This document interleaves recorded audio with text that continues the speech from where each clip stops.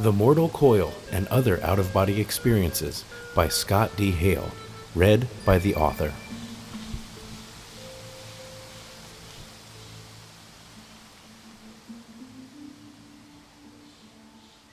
Preface. I do not consider myself to be someone who believes in things. I am skeptical until I see proof. When I was in film school, I read a book in which the author claimed to listen to a sound program that made him see his dead relatives. On a family vacation to Santa Fe, New Mexico as a kid, on a historic ghost tour, they claimed that there was a spot on the porch of an old house where a ghost materialized every year on the same night. If that were true, wouldn't everyone in the world want to see it? I thought, of course. I don't remember where that old porch in Santa Fe is, but I wish I knew. I'd still go on that special night. Likewise, when I read a book in which the author described an audio program that made him see ghosts, I thought I would totally listen to them. Unlike the old porch, these sound programs were not hard to find in an age of the internet. I found the very programs described in that book, and I gave them a try.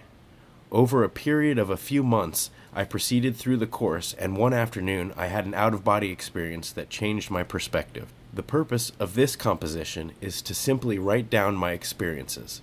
I am attempting with this manuscript to clearly document what my experiences have been in the most basic language I can. My enthusiasm for this subject is the driving force behind this writing, and it is my aim to convey my personal experiences and further explain the theory and science behind this phenomenon. It's also my aim in writing this book to clarify for myself what I don't understand. Part 1, Chapter 1, The Mortal Coil. The summer after 6th grade, I went to Boy Scout camp in the Blue Ridge Mountains. We slept in tents. There were latrines, ditch toilets, and not much running water. We filled canteens, and we ate dinner in a mess hall. We had an exercise where they marched us 5 miles away from camp on a gravel road at sunset, and then onto a trail into a secluded part of the woods. Everyone was instructed to build a shelter and sleep in it for the night. We were trained beforehand how to make a primitive shelter, so I made one by taking a log and putting it at an angle against a tree, and then lashing sticks over top of it, and I slept in it all night. It was uncomfortable and very cold and damp. I won't even mention the spiders. One afternoon, at our campsite in a field behind our tents, a group of kids from my Boy Scout troop were gathered in a clearing. I had returned from lunch or some merit badge activity, and I approached them and I asked what was going on, and they said, "We're making people pass out." This was not a camp activity. It was a couple of the bad kids, and they demonstrated how it was done on somebody, who then fainted. And I said I wanted to do it because I'd never fainted before. So the instructions were, crouch down, breathe heavily in and out, deeply for about 30 seconds. And when you do this, you start to get dizzy. And then you stand up and someone squeezes your chest from behind or pushes at your chest against a wall, and essentially you just pass out. When you start out, all the blood rushes to your head, and you're breathing heavily, so there is a lot of oxygen going to your brain. And then you stand up and hold your breath while someone squeezes your chest, and there's a lack of oxygen, and you pass out. Here's what happened. I crouched down and started breathing deeply. My head was between my knees, and I could feel the blood rushing to my head, and I could feel a tingling sensation in my fingers. I did the breathing for about 30 seconds. The group previously concluded that the longer you breathe in this crouched position, the more effective the passing out will be. Either you will stay passed out longer or go deeper, but they were somehow related. After 30 seconds, I stood up. The preferred method outside is you hold your breath and stand up straight, and someone gives you a bear hug with your arms inside their arms, and they squeeze around your chest from behind. After about 5 seconds, I started to feel really lightheaded and tingly, and then everything started to fade to black. My surroundings faded to black around me, and I found myself in a dark void.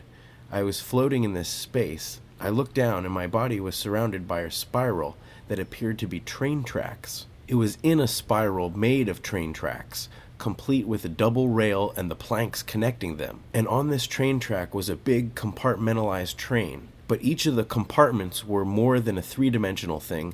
They were ideas and memories from my life.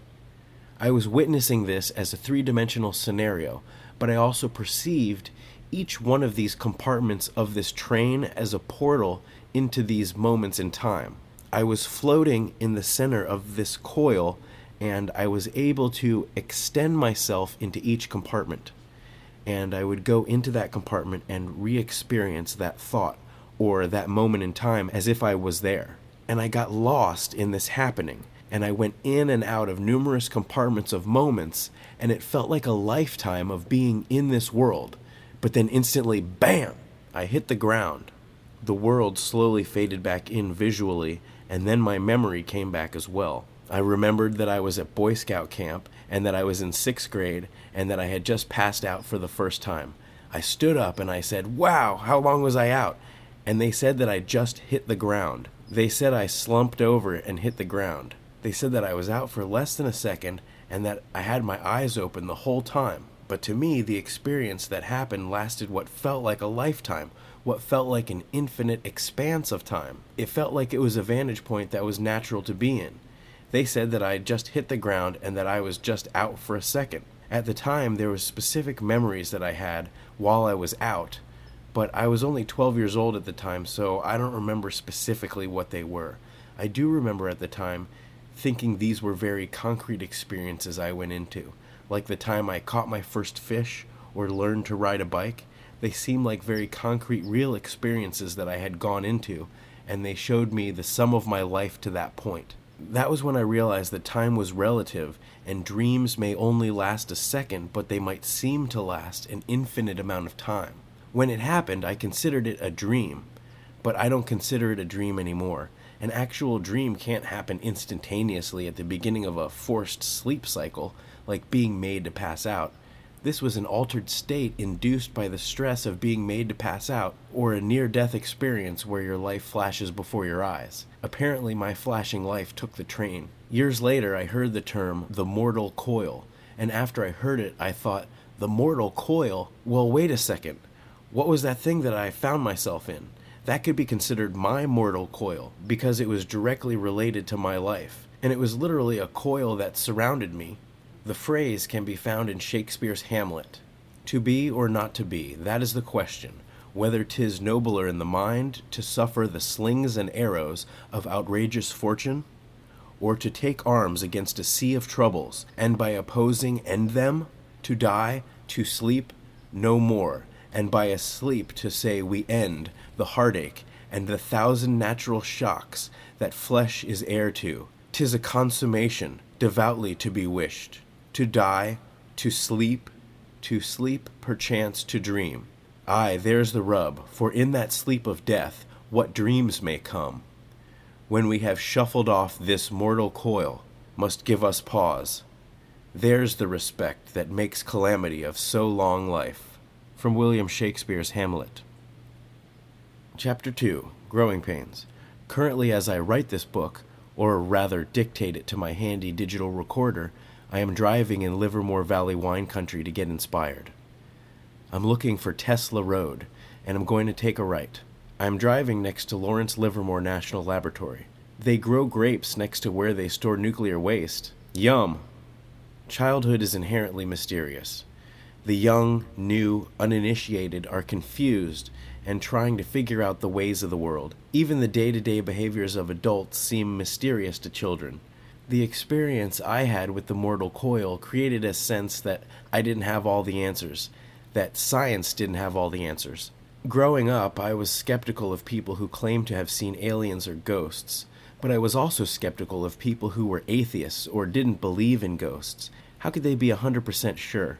I don't know. I can't say these things don't exist, I just don't know. When I was around 5 years old, or even younger, I remember nights when I couldn't sleep. Sometimes I was put to bed early, and I couldn't sleep. I hadn't expended enough energy during the day. My parents put me to bed early anyways. They said, "You don't have to sleep, but just be quiet in your room." As I'd fall asleep, sometimes I would feel sort of an uncomfortable feeling, kind of a throbbing throughout my body, like a falling feeling, a tingly feeling, not a good feeling. And it felt like time was thick and slow. I wouldn't be able to sleep, and I had this weird feeling in my head and in my body, and I would roll over and toss and turn, and I wouldn't feel any better. so I'd sit up and crouch with my head between my knees, and I would rock back and forth, and the rocking feeling made my head feel better. It sort of made whatever that sensation was go away. As a child, I would have various aches and pains, and my mother would say, "Oh, it's growing pains," no matter if it was leg cramps or a headache. When I was a kid, I had terrible leg pains, and my mother would just say, "Oh, they're just growing pains." How do you have growing pains? Maybe I was dehydrated, I don't know. But the interesting thing about those sensations was that it felt like time was slowing down. I felt a thickness, like time had a viscosity, like there was a thickness to time, and the rocking brought it back to a manageable thickness. There was a thickness in my head that seemed to affect time. It was in the middle of the night when I couldn't sleep, and I felt weird but wasn't completely awake. I speculate that I was probably in the theta brain state, just completing a sleep cycle. Growing up, I never really thought about what was causing it. I took the experience for granted, but it definitely was an altered state of consciousness because it was in the middle of the night or upon waking from a dream. An awareness of altered states was emerging. Even in childhood, I was starting to recognize feeling weird, feeling different sensations at certain times. I always considered the mortal coil a dream, but I thought of my dreams as a portal into some other possible dream world. Early on as a kid, this idea of a dream world started to develop, and that the world of my dreams might be a concrete place of some kind. Concrete in the sense that it really existed, not just as a figment of my imagination, but also as a real place, even if it's a private universe, a real one to myself. Here is a short story that I wrote in elementary school. I Climbed a Tree by Scott Hale. This book is dedicated to my family. Camelot Publishing Center, Annandale, Virginia, copyright 1986. One day I climbed up a tree into the sky. I saw this fantasy world right in front of me. I was careful not to fall into it until a bird pushed me into it. In the fantasy world, everything was so weird. Everything was upside down. Even the people were weird. I had to get out of there, so I climbed up another tree into the sky and I saw my world. I quickly jumped into it. I got there safe and sound. I climbed down the tree and never went up it again. From that day on, my favorite color was red. It had been green, but the tree changed my mind. The next day, my brother asked me if I wanted to climb up a tree. I said, "No way, are you crazy?" And then I pulled my hair out. I cannot stand trees. But my brother wouldn't listen to me. He grabbed me and climbed up the same tree. I said, "Stop, you must stop." But he still would not listen to me. We got to the top of the tree, and instead of the fantasy world, we saw a village of tiny little men dancing around us. I thought they were leprechauns. My brother thought they were littles, but they were in green, so they must have been leprechauns. I asked, "Are you leprechauns?" They said, "Yes." And then I suddenly said, "I gotcha!" and I grabbed one. I put him in a cage that I brought from when my brother grabbed me. I finally had a leprechaun. Now I could finally be rich. But how could I get out of there? Wait a minute, I thought. I don't want to get out of here. If I do, I won't be able to get any more leprechauns, so I'll stay here for a while. I jumped again. I did not get another leprechaun, but I did get a piece of gold. I shouted, "I'm rich, I'm rich." My brother said, "We are?" "Yes," I said with excitement. I had never been so excited in my life. I had to go now so I could eat my dinner. My mom and dad would never have believed me. I'm not sure I believed it myself, so I jumped out of the tree and ran into my house. It is interesting to me that I would write a story with this theme. The story has a profound set of subconscious symbols. The tree symbolizes a way of accessing non-ordinary realms of awareness, and the gold is riches of knowledge and experience. Chapter 3. Man is Machine.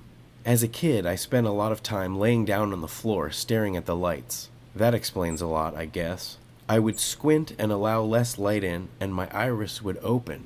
Or I would open my eyes wide, and my iris would close. If I lay perfectly still, my iris would open and close like an auto iris on a video camera, trying to find the perfect balance. As I lay there, I could actually feel my iris independent from my will, dilating open and closed, in and out. I could feel the mechanisms working on their own. This made me aware of my body as a machine, and how my consciousness seemed to be separate from that machine. These early experiences, combined with the mystery of the mortal coil, fostered a natural curiosity that I think was healthy and essential. As a kid, I asked myself when my hair and nails were cut, "Is that me?" If the outer layer of skin is dead, then how deep before it is alive? How deep before it is really me? Where am I in my body? I realized that if I went deep enough into the living tissue, I still wouldn't find myself, and I would come out the other side. Another thought involves the sense of self in relation to what we have, things like our jobs, money, etc. I remember saving up to buy something, and after I spent the money, I remember asking myself if I felt like less. I didn't. The I that is me is not connected to money or things in that way. I have wondered all my life why the universe gave each of us the most amazing machine ever created, the human body, yet never supplied an owner's manual, no resource for proper maintenance and how-to, such as how to live. It's no wonder kids and young adults feel so lost in our society. Our modern culture has no proper rites of passage into adulthood which actually addresses the fear of that young person or shows them what adulthood is, what life's about, and what they should aspire to. Ancient cultures, traditional cultures, all have had this rite of passage, but it has been lost to most of us. So many people have rejected or looked beyond their own heritage and family religions, so they don't even have traditions that their parents or grandparents held dear. Chapter 4. Art. I was predisposed to want to explore the world and try new things. I love to learn about different cultures, explore things that I don't understand that are not familiar. With that curiosity in mind, I went out into the world. As a young adult, my curiosity remained because of experiences I had which sustained it. Contrarily, I also had the skepticism of any rational person. I grew up with an understanding of what was normal. Things in my life were always A, B, C, D, Monday through Friday, inside, outside. It was a Sesame Street view of the world. Skepticism, combined with the notion that the world is magic and mysterious, created a good climate for honesty and soul-searching. As a young kid, I was always interested in art. I was painting watercolor at 1 year old with these watercolors for kids. They were basically coloring books with little dots of watercolor printed on the page. And when you took water and brushed over these little deposits of paint, it would free the pigment and color the page. As a very small child, 1 or 2 years old, I realized that I could wet the brush, mash it into these dots, and soak up the color from these dots, and paint with the color anywhere I wanted. This had a profound effect on me. The way I saw art, I was always an artist growing up. I always identified with art. People would look at these watercolors I did, or later pencil and crayon drawings, and say, "Wow, you're a little artist, aren't you?" I would say, "Yes, I am." Growing up, art illustrated, no pun intended, to me at a young age that I could create something, take an idea, start a project, actualize something, and follow through to the finish. Art can be used as a way to communicate and express oneself, and engage in the world. Art creates an identity. A child can say, "I am an artist. I can create this and express myself and communicate in this way." That creates a feeling of satisfaction and self-worth that's very important for young kids. A person of any age can grow and benefit from creating and finishing a work of art. That feeling can be applied to any aspect of life. If you ask a kid to take on a monumental task in their family life or their emotional life, but they can't complete things or they are shy, it's hard. But if they already have a background in which they think, "Well, I have completed a series of artworks because I enjoyed creating them, maybe I can rise to this challenge, even though it may be difficult." Art is very important to people of every age to be able to express themselves, communicate ideas, illustrate concepts beyond what words can express. But for kids, it is extremely valuable to create identities and self-worth and the initial foundations of responsibility and follow-through. I took art classes throughout my elementary, junior, and high school years. My county offered summer art classes that would never be available during the school year. Classes offered included airbrush techniques, computer art, stage combat, and video production, to name a few. It was like a college experience where you were in charge of creating projects and managing your time, and working effectively with a group. These positive experiences built on top of previous success, and I felt confident in my creative abilities. I decided to go to art school when I learned that you could still earn a bachelor's degree and not have to take any math classes. I was always attracted to drawing and painting, and I took art classes all through high school. The fact that art can be a vehicle for a real degree was an attractive idea. I went to the Savannah College of Art and Design, and I took it very seriously. I graduated with a double major in computer art, 2D animation, and video film. Chapter 5. The drum. I've been playing drums since I was 12 years old. I took drum lessons for 2 years and then continued to play in a number of bands throughout my high school and college years, and I continued to compose and record music as an adult. My fascination with the drums began when I was 12 years old. Before then, I always thought that big drums were cool, tribal drums were cool, that drummers and drum sets were cool, but it wasn't until I got a little bit older that the interest in actually playing became obvious. It wasn't until 6th grade that I actually started thinking seriously about learning how to play. I started playing guitar in 4th grade, and I wasn't that enthused about my guitar lessons. In school, I would take 2 pencils and play drums on my desk, on the tabletops, on my lap, on my books, everywhere. I asked my dad if I could switch from guitar to drum lessons. My dad and I went to a drum store, a store that specialized in drums and drum sets and cymbals. They had a bunch of drum kits set up, and you could just jump on them. I had no drum playing ability whatsoever. The first time I sat behind any drum set was in that store. I remember picking up the sticks and just letting her rip. I just started right, left, right, left, right, left, hitting every drum, boom, boom, boom, boom, boom, as hard as I could, as fast as I could, all over, hitting the cymbals and everything. I'm sure it was horrible to hear, but this was the place where they expected you to do that. They were used to kids who didn't know how to play very well, or at all, testing it out, trying it out for the first time, seeing what it feels like, the power that I felt, the surge, the response of hitting the drum and hearing the acoustical sound was incredible. Also, the simple fact that they allowed you to go crazy felt strange. I certainly couldn't make that racket in my house. After that first experience on a drum set, I was hooked. I didn't get a drum set right away. My dad fashioned a crude pedal out of wood and a spring and got me drumsticks. The drum store referred us to a drum teacher who gave lessons nearby, and I began drum lessons. George Shepard, the author of Primary Handbook for Drum Set and drummer for greats like Dizzy Gillespie and the Talking Heads. I played for several months on the wood pedal and a pillow, only getting to play a real drum set on Sundays for an hour when I took my lessons. After 6 months, I rented my first drum set. It was all black with a big bass drum, 2 toms attached to the bass drum, a floor tom and a snare drum. There were 2 cymbals and a hi-hat, if I remember right. It was a real full-on drum set. I was getting into it seriously. To this day, I have a drum set. Playing drums, especially with other musicians, is one of the greatest joys I've experienced. The drum holds an important place in music and our culture. The drum is the creator of rhythm. Each person has a heartbeat. That heartbeat is a rhythm that regulates life. The world and all physical life, matter, and energy is vibrating with the rhythm of their respective systems. The rhythm can be seen in the ebb and flow of tides, cycles of sleep, our heartbeat, the seasons, the vibrating states of atoms and atomic particles. It is not a stretch of the imagination to see the rhythms and patterns that surround us in everyday life. When I play drums, I feel tapped into a larger rhythm and a larger pattern than simply myself. I feel connected to the world around me. I played drums in a funk reggae soul jazz band called Kung Futon in Savannah, Georgia, when I was in college. When we played live, I felt a certain connection with all my bandmates, the audience, and the place we played.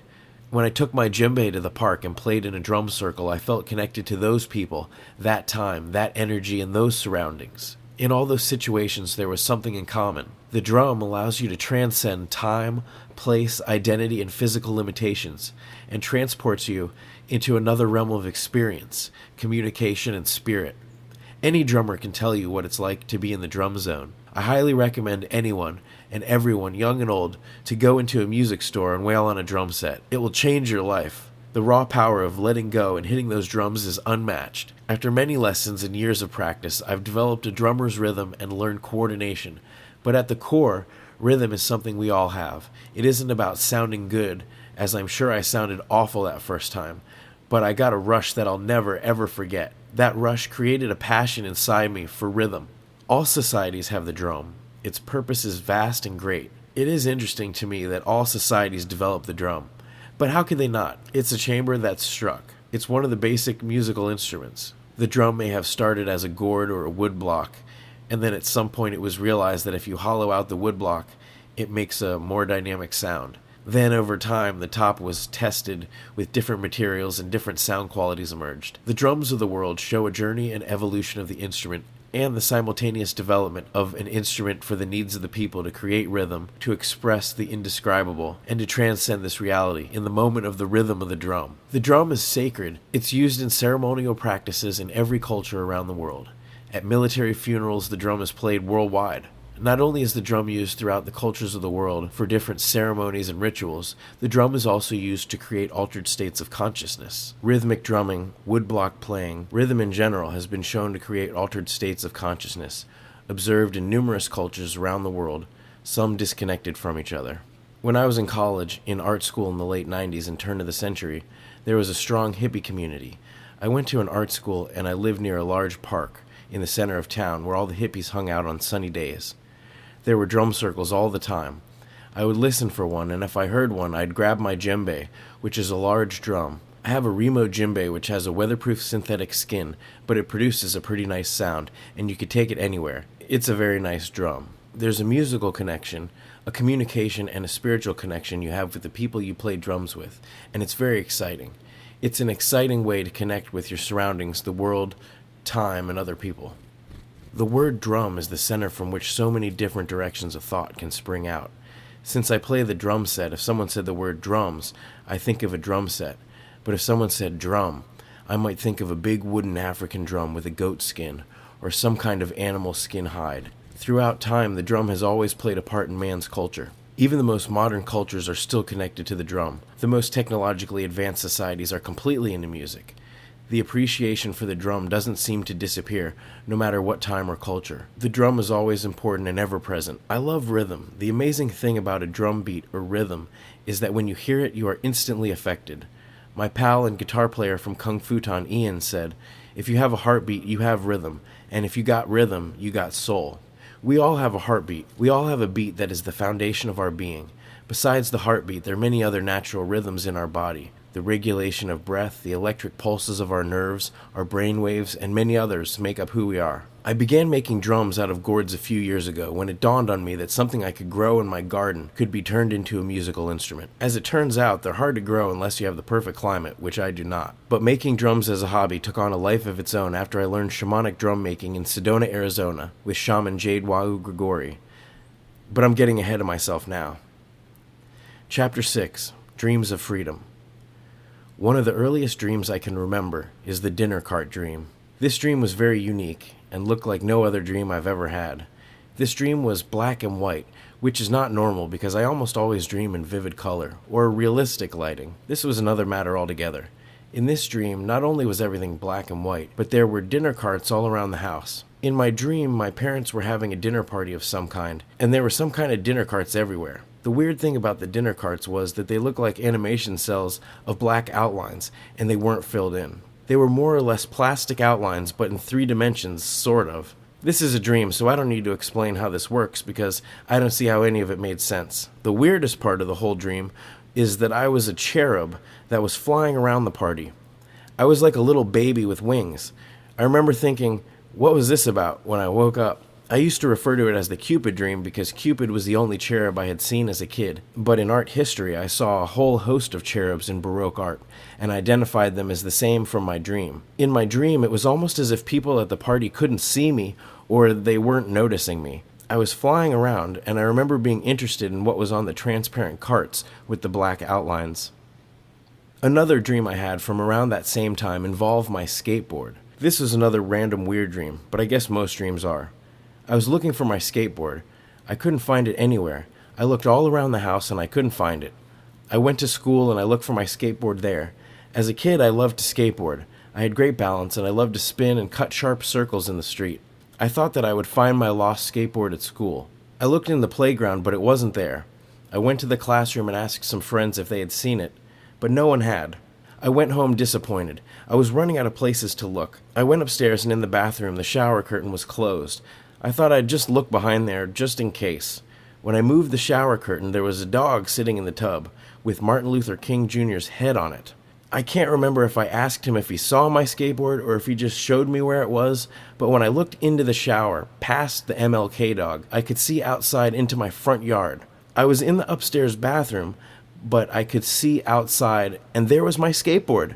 I stepped into the tub and into the backyard. I ran over and grabbed my skateboard. Whew, what a relief.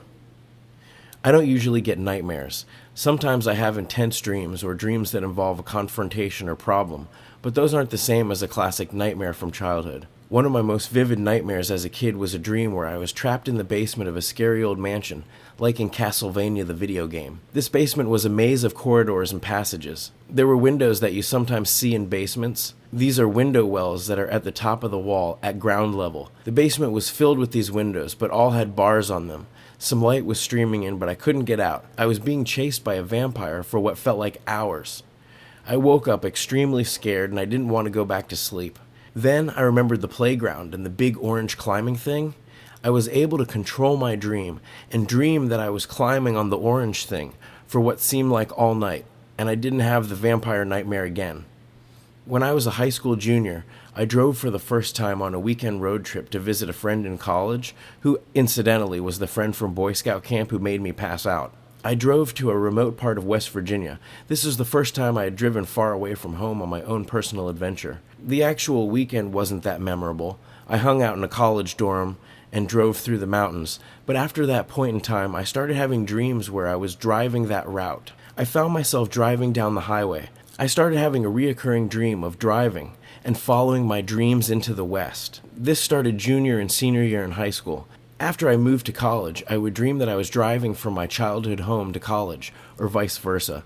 Other times, I'd just be driving, and I wouldn't know where. Now, after over 15 years of driving and 15 years of these dreams, sometimes I'm driving all the way up the northeast coast, or I'm driving in California, or I'm driving in some world that I haven't placed in physical reality. There's something about the quality of these dreams.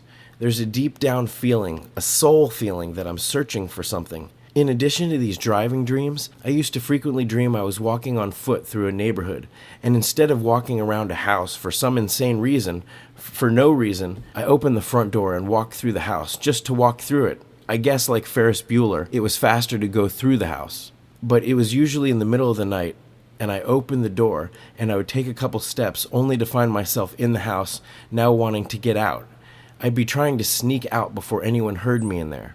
But I would not be in there for any purpose other than to get through the house, which is weird to me. Although the dreams are different, there's this underlying feeling of yearning, which has this very palpable, real feeling and a sense of urgency associated with it. It's like there's something important that I'm missing that I don't understand. This feeling, this sense of urgency made me feel like there's something really important about the dream world that I didn't get. I still feel that, and I don't know what the significance of my driving dreams are. I feel they have value. When I dream them, or remember having dreamed of them during the day, a weird feeling fills me, like I had traveled to a place I don't understand. Why would a robot need to dream? If a machine was programmed to do a job and shut off, why run a program to dream? These reoccurring dreams feel like they have an urgency about them, but my rational mind tells me they aren't real. They aren't worth changing my whole life in pursuit of these literal dreams, but they are nagging in the back of my mind.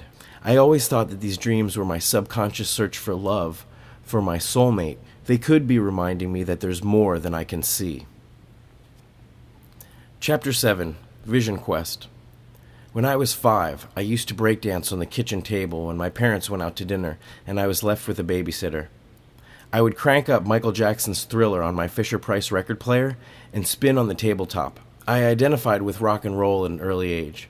The things that I was into as a kid, besides sports and playing outside, were art and rock and roll. It seemed to me that artists and rock and roll musicians were known for their weird and interesting behaviors. So as a young kid, I associated eccentricity and a party animal mentality to rock and roll. As I grew older, I became aware of the drug side of it, the psychedelic side of it. I smoked cigarettes on and off in high school, and I experimented with alcohol and marijuana as a teenager, but I felt that the feelings that these drugs gave me was simply a buzz, a physical feeling, but the proposition proposed by LSD, that you could take a very small amount of something and you would hallucinate for many hours, seemed crazy and attractive to me.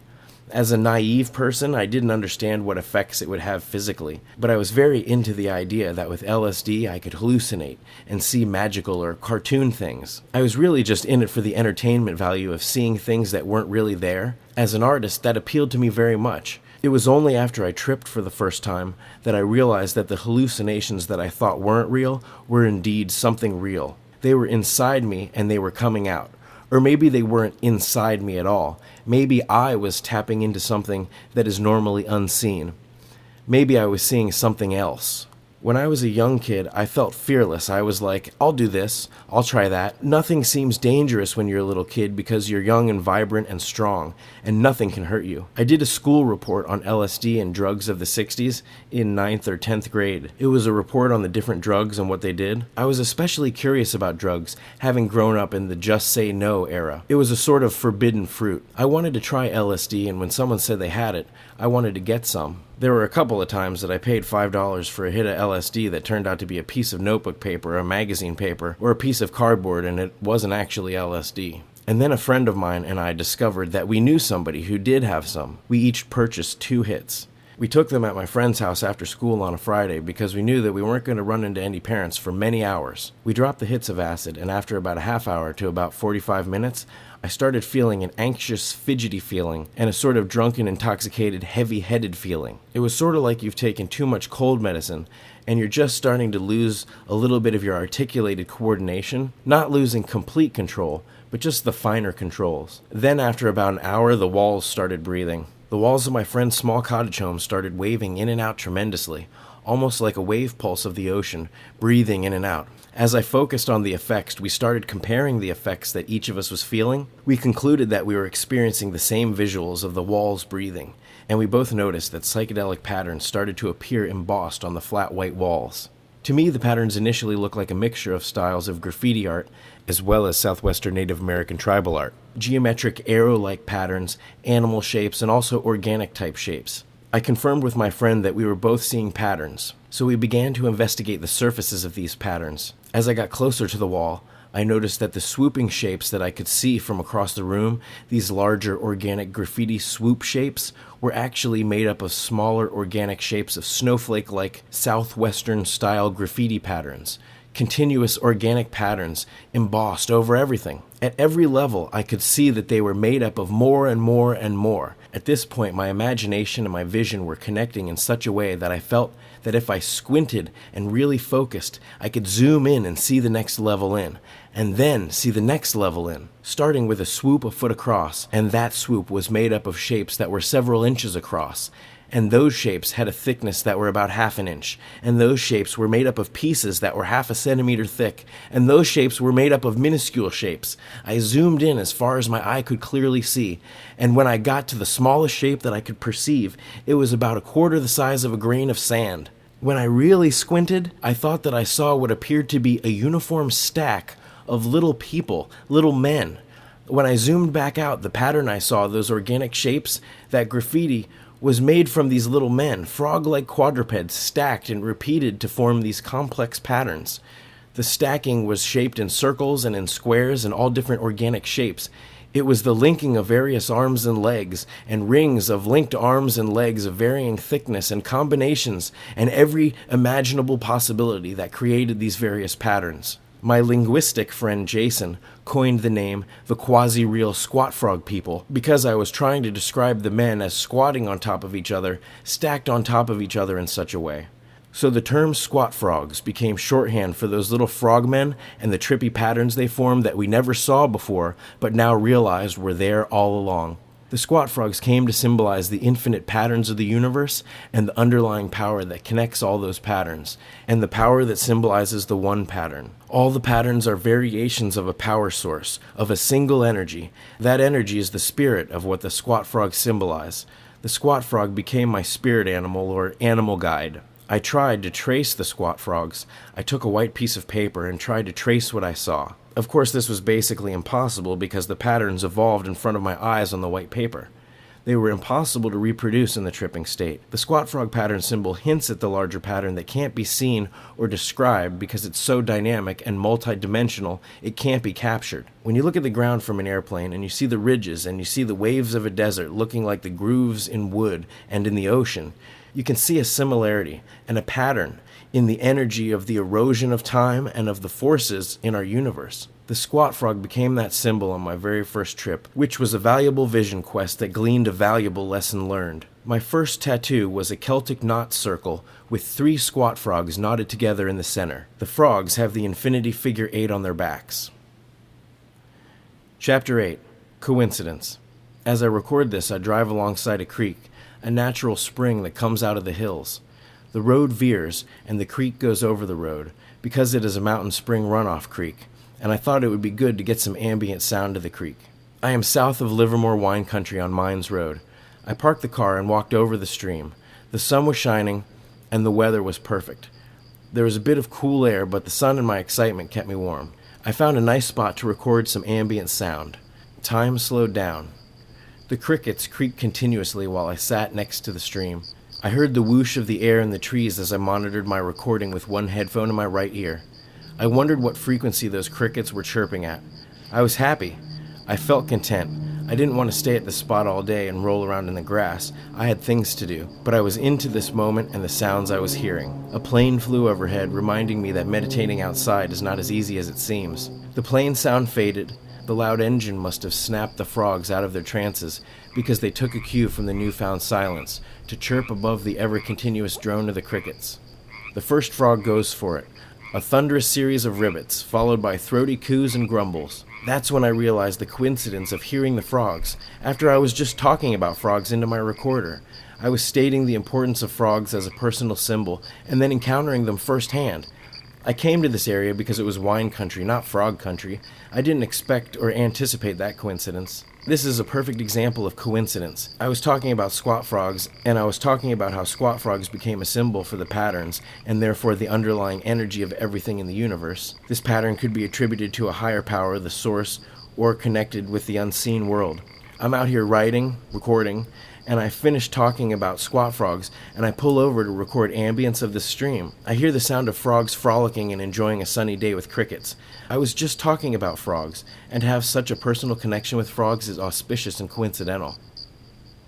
Chapter 9. Coincidence Deja Vu.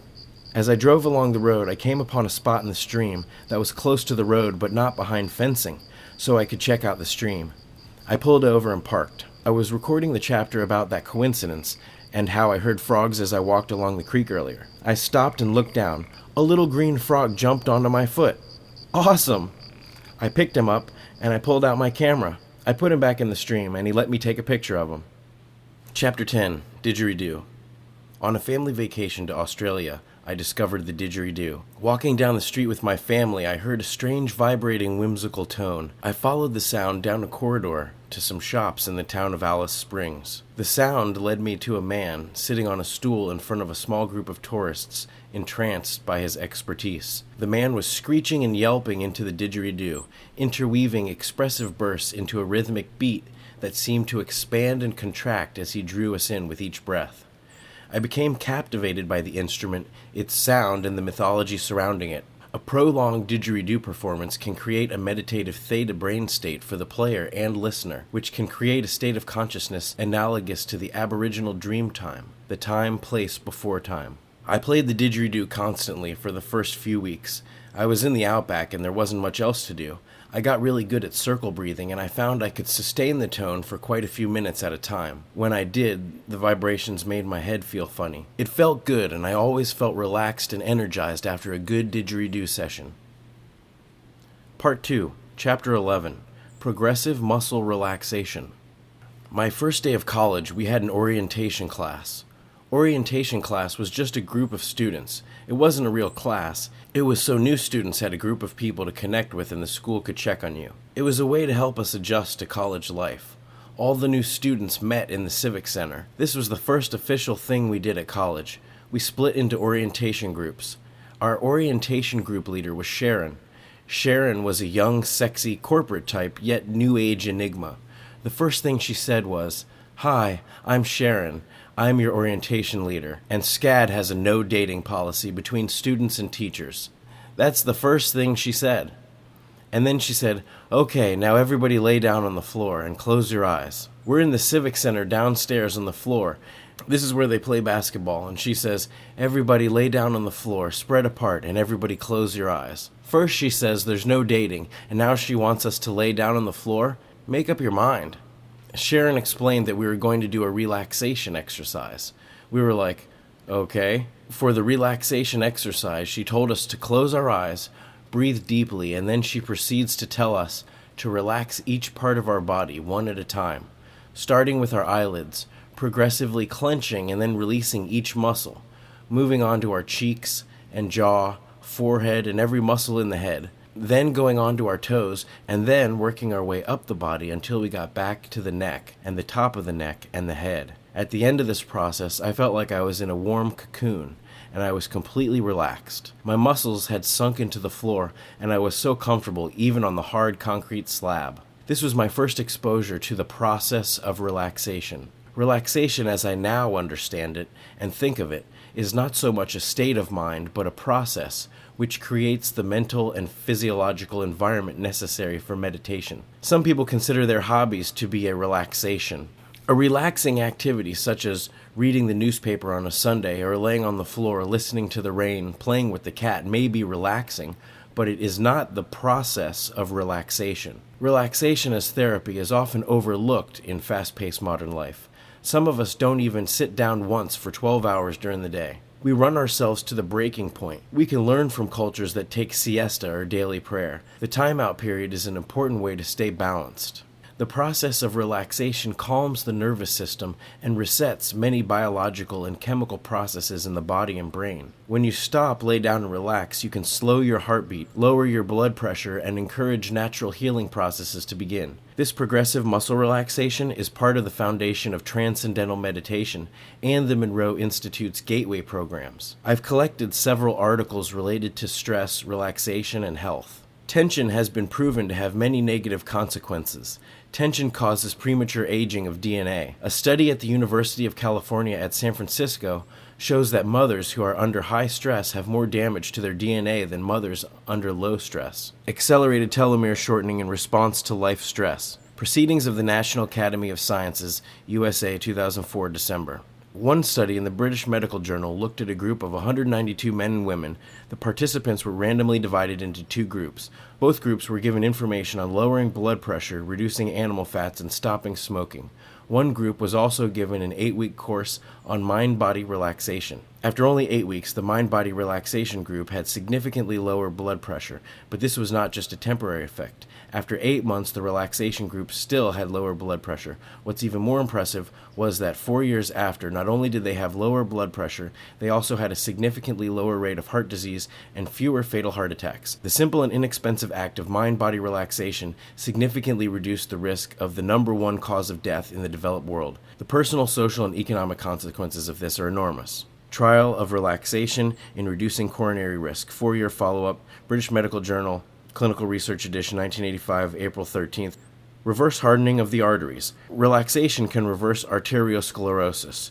The results were published in the American Heart Association journal Stroke. The study looked at 60 patients and measured the hardening and clogging of their arteries using ultrasound. The patients were then randomly divided into two groups. One group received health education, while another group was also taught how to relax. 9 months later, the hardening and clogging of the arteries was measured again. Amazingly, the relaxation group had actually reduced the hardening and clogging of their arteries. They had less arteriosclerosis than the non-relaxation group. Effects of stress reduction on carotid atherosclerosis in hypertensive African Americans. Stroke 2000, March 31. Increase life expectancy with mind-body relaxation. Relaxation not only reduces the risk of heart disease, it also reduces the risk of death from all diseases and increases life expectancy, according to a study published in the American Journal of Cardiology. The study randomly divided 202 patients into two groups. Both groups received standard health education and high blood pressure treatment, while one group was also taught how to relax. Both groups were followed for 8 years.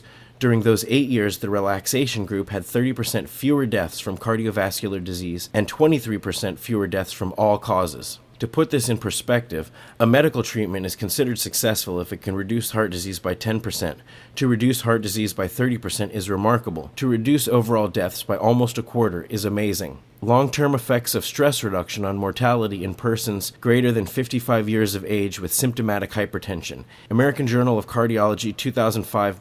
Mind-body relaxation from Wikipedia, the Free Medical Journal. Mind-body relaxation reduces heart disease by 30% and reduces death due to heart disease by 23%, according to a study in the American Journal of Cardiology, which shows that the relaxation increases life expectancy. Furthermore, mind-body relaxation techniques significantly reduce the risk of high blood pressure, heart attacks, and fatal heart attacks, according to a study in the British Medical Journal. Mind-body relaxation reverses hardening of the arteries. Not only does mind-body relaxation reduce the risk of heart disease, it actually reverses hardening of the arteries, according to a study published in the American Heart Association journal Stroke. Mind-body relaxation reduces the risk of a depression reoccurrence by 50%. Approximately 10 to 30% of people will suffer at least one episode of depression in their life. Relaxation techniques, in conjunction with medication, reduce the risk of reoccurrence of depression significantly more than medication alone. Mind-body relaxation is effective in treating and preventing substance abuse and addiction. Approximately 10% of people suffer from drug and alcohol addiction. Numerous studies have shown that relaxation provides long-term improvements in self-esteem and psychological health and significantly reduces the risk of substance abuse. Mind-body relaxation helps treat anxiety and panic attacks. A study at the University of Massachusetts showed that patients who suffer from generalized anxiety or panic disorder felt significantly better after learning relaxation techniques and continued to use those techniques over the long term. Mind-body relaxation can strengthen the immune system. One study showed that after just 8 weeks of learning how to relax, participants had a stronger immune system. Mind-body relaxation relieves chronic pain and relieves chronic low back pain. After a 10-week mind-body relaxation course, many patients needed less pain medication. After 15 months, not only did they suffer less pain, but because they suffered less pain, they also suffered from less depression and anxiety. Mind-body relaxation reduces the symptoms of fibromyalgia. In one study, 51% of the patients experienced moderate to marked improvement in their fibromyalgia symptoms. That is rare in most treatments of fibromyalgia. Chapter 12. Good Vibrations. In 2001, I was in Savannah, Georgia, working on my final film project for my bachelor's degree in film video.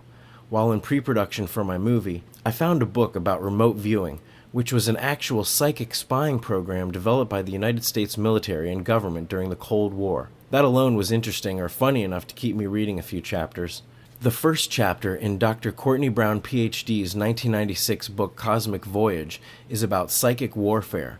In Chapter 1, the author describes efforts by the U.S. and Soviet governments to try to develop psychic spies. In Chapter 3, Dr. Brown explains his qualifications for learning these psychic spying techniques because of his completion of a Transcendental Meditation CD program and the Gateway Voyage program at the Monroe Institute in Faber, Virginia.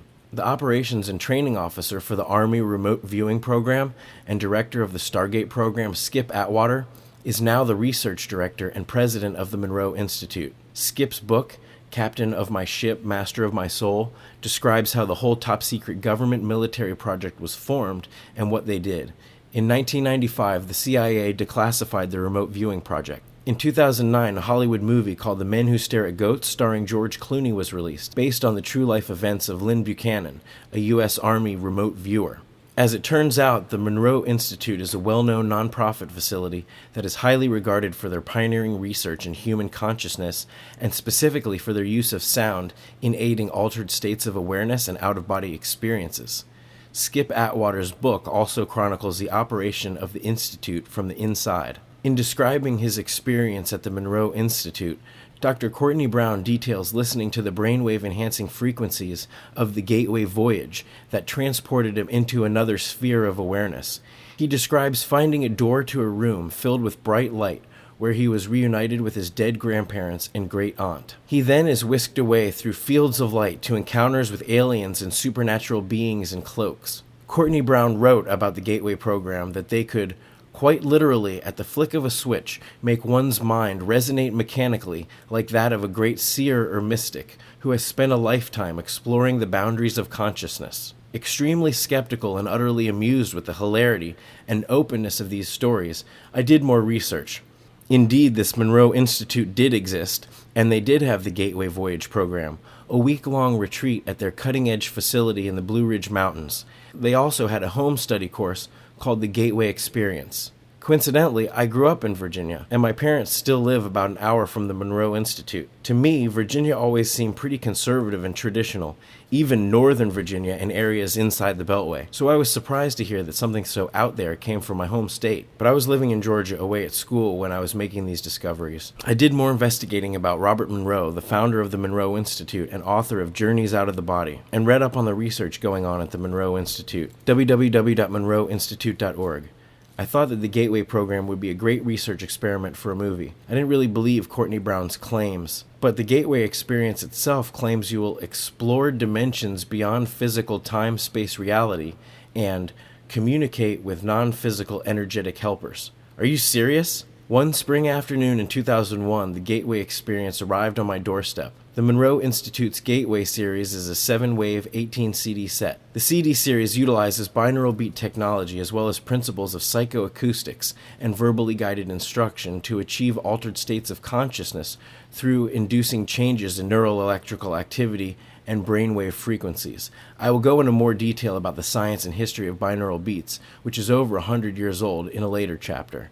For now, let me simply describe the mechanics of the process. The phenomenon of binaural beats was first discovered in 1839 by Heinrich Wilhelm Dove, but you may have experienced the phenomenon when hearing musical instruments being tuned. A binaural beat occurs when two slightly different pure tones are introduced into each ear. The brain hears a vibration that's the mathematical difference between the two tones. If you had two pure tones, tone A at 100 Hz and tone B at 104 Hz waves per second, the binaural beat would be 4 Hz. The frequency follow response phenomenon illustrates how a tuning fork designed to produce a frequency of 500 Hz is hit, and then brought next to another 500 Hz tuning fork. This will cause the second tuning fork to ring also. The first tuning fork has entrained the second one, causing it to ring. The physics of entrainment apply to biological systems as well, in particular the electromagnetic waves of the brain. Electrochemical activity of the brain results in the production of electromagnetic waveforms, which can be objectively measured with sensitive equipment,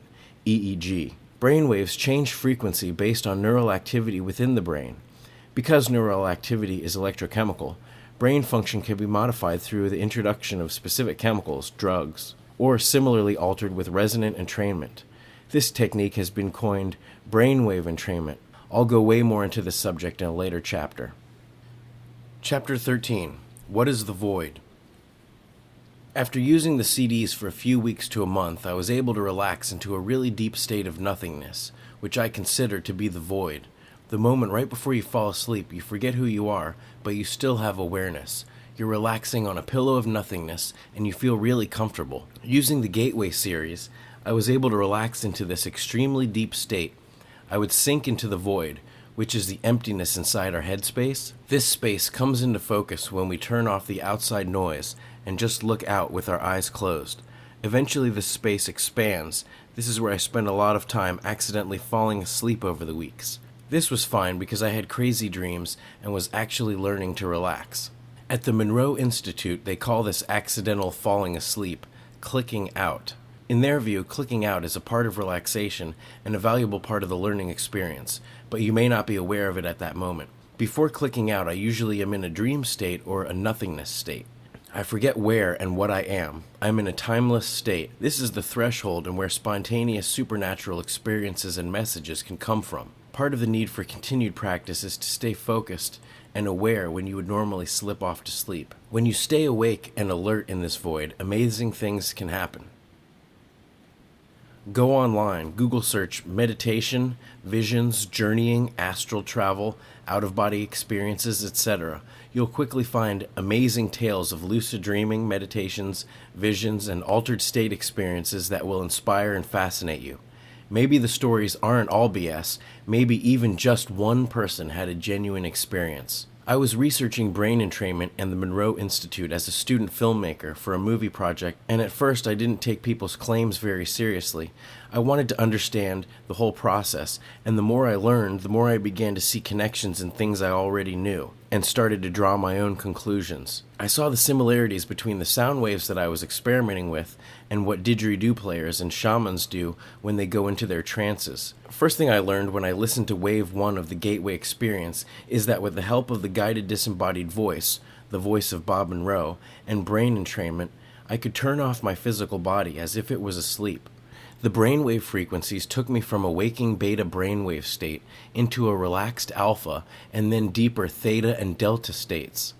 It felt like that heavy sleep feeling of a lazy Sunday morning. This was a nice way to zone out. I tried not to let my expectations get the best of me. Did I really expect to see a ghost by listening to a CD in the dark?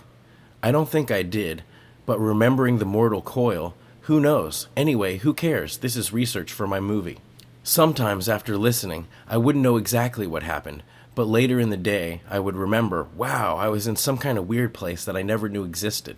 Around this time, I was getting really good at being in the void space and remaining aware and alert when normally I would slip into sleep or a dream. After a while of being in this space, I sort of forget that I'm lying down in a bed. I don't actually forget, it's just that the space I'm in almost becomes concrete. It becomes like I'm in the space, and at some point I find myself with a body. For me, the process works like this. I close my eyes, I'm inside my mind. I turn off my physical body and I allow it to go to sleep and relax. I see a field of darkness. I let it expand and eventually I find myself in there, inside my mind, literally. I look down and I have hands and arms and I can feel myself walking. This took a few months to really develop. One specific occasion, after relaxing in the void, I found myself walking down a corridor. I opened a door to the right, and it was a tavern with loud jukebox music and people talking and clanking their bottles and glasses.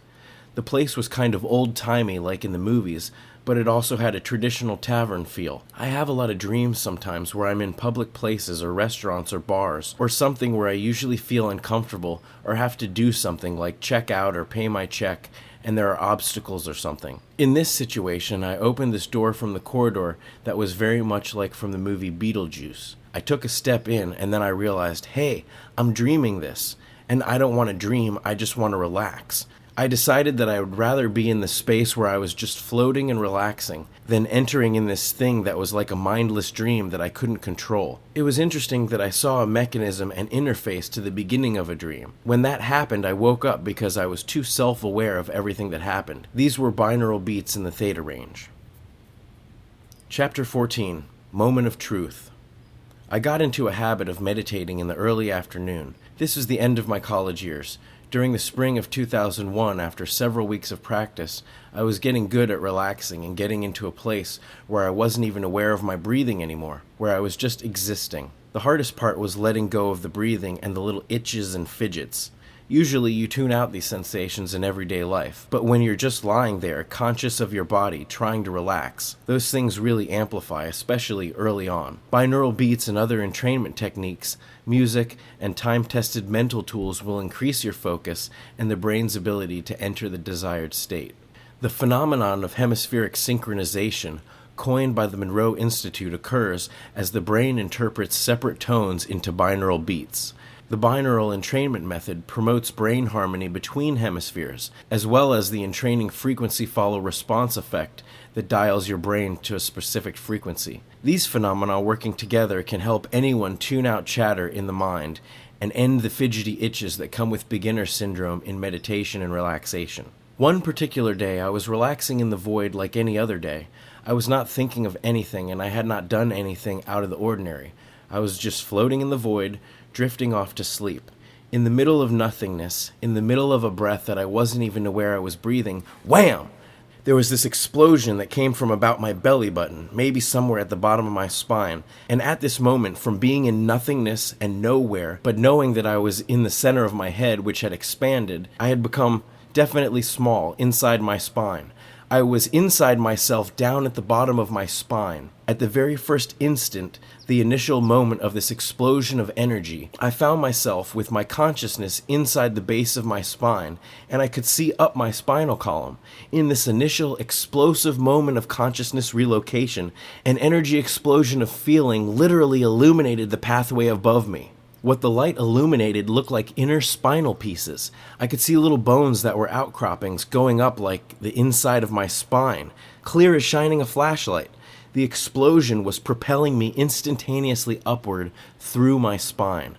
I could see things moving past me that looked like nerves and bone, cartilage and flesh. I looked up as I arrived at the top of my spine in an instant. I saw 2 holes where my eyes were. At first they were dark, and as I rushed up to them, the light surrounded them and I could see the holes clearly as I rushed through and burst out with the wave of energy that was propelling me. Instantaneously, a being caught me. Now back in the void, a new void, the being that caught me was cradling me. I could see this whole thing happening from the eyes that I'd just been propelled out of, but also I was experiencing this from the me that had just been propelled out through the eyes.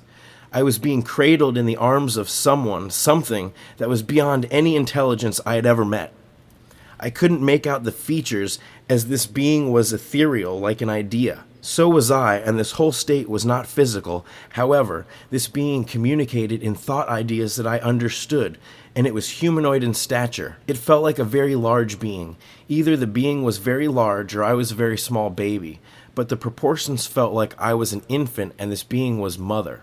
Later, I saw a Renaissance painting of the Madonna and Child, and it clicked with my experience. Like the mortal Coil, the Madonna and Child was the exact pose I was in with this being. And the feeling I get and have gotten from any Madonna and Child image since this experience is ghostly and awe-inspiring. I wasn't brought up with these symbols in my home, and only first really learned about the significance of the Madonna and Child in art history class. But the first time I saw the Madonna and Child after that experience, it hit me like lightning. In the moment I was shot out my eyes within that energy, the being caught me and it cradled me. I looked up at it. In one bowing motion, it bent down its head to touch my forehead with its forehead. At this moment, I was the baby. I was being cradled by this being, and as it touched my forehead with its forehead, BAM! Explosion of light. There was a huge burst of energy. The being transmitted a thought which lit me up. It transmitted the idea that the reason for my specific life, the purpose of this specific life, was to nurture growth and foster creative growth itself, the creative force in all of its manifestations. The purpose is to experience it, to do it, to make it happen, and to love it. It wasn't the end-all, be-all truth on the meaning of life. This was very specific about me and what my intention was. That was the whole point. This thought was given to me, and at the moment of thought transfer, I also remembered that I was the creator of this thought. I remembered that this thought was agreed upon by the person or the being that was transmitting this thought, but I remembered that I, or we, decided all this before I was born, and that this life was to be about fostering creative growth, having it manifest, and to nurture it. It was an indescribable thought, and it came from before I was born, before I was in this life. I need to reiterate that the thought transmitted felt like it originated and was decided upon before I was born. It had a timestamp of before I was born. I'm so skeptical about any of this kind of BS, but the moment that this thought was transmitted flashed to me, I remembered intentions I had from before I was born. It's like when you have a dream, you remember when it happened. When you recall a memory, you remember the context of it all and what your motivations were at the time.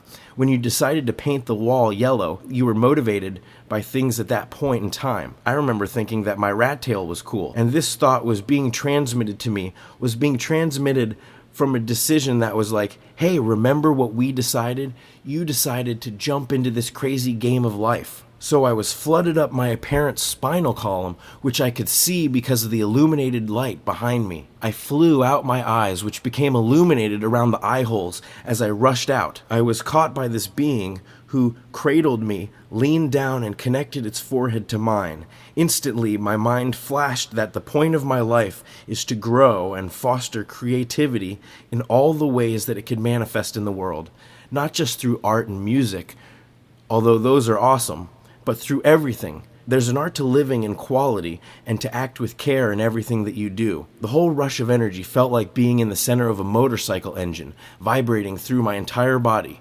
This energy was dynamic and turbulent enough to propel my consciousness beyond Earth's gravity. It can only be likened to the feeling of intense pins and needles, but instead of a dull throbbing pain that comes on after many minutes of pinched inactivity, this comes on suddenly with an orgasmic-like pleasure explosion, but in a wholesome, pure state of excited bliss. As the thought that had been transmitted to me subsided, I became aware of intense feelings of bliss, love, and gratitude for my place in the universe and this chance to be. Tears began to well up in my eyes, and then the tears gave way when my eyelids couldn't contain them. The warm tears streamed out of the sides of my eyes and onto my pillow.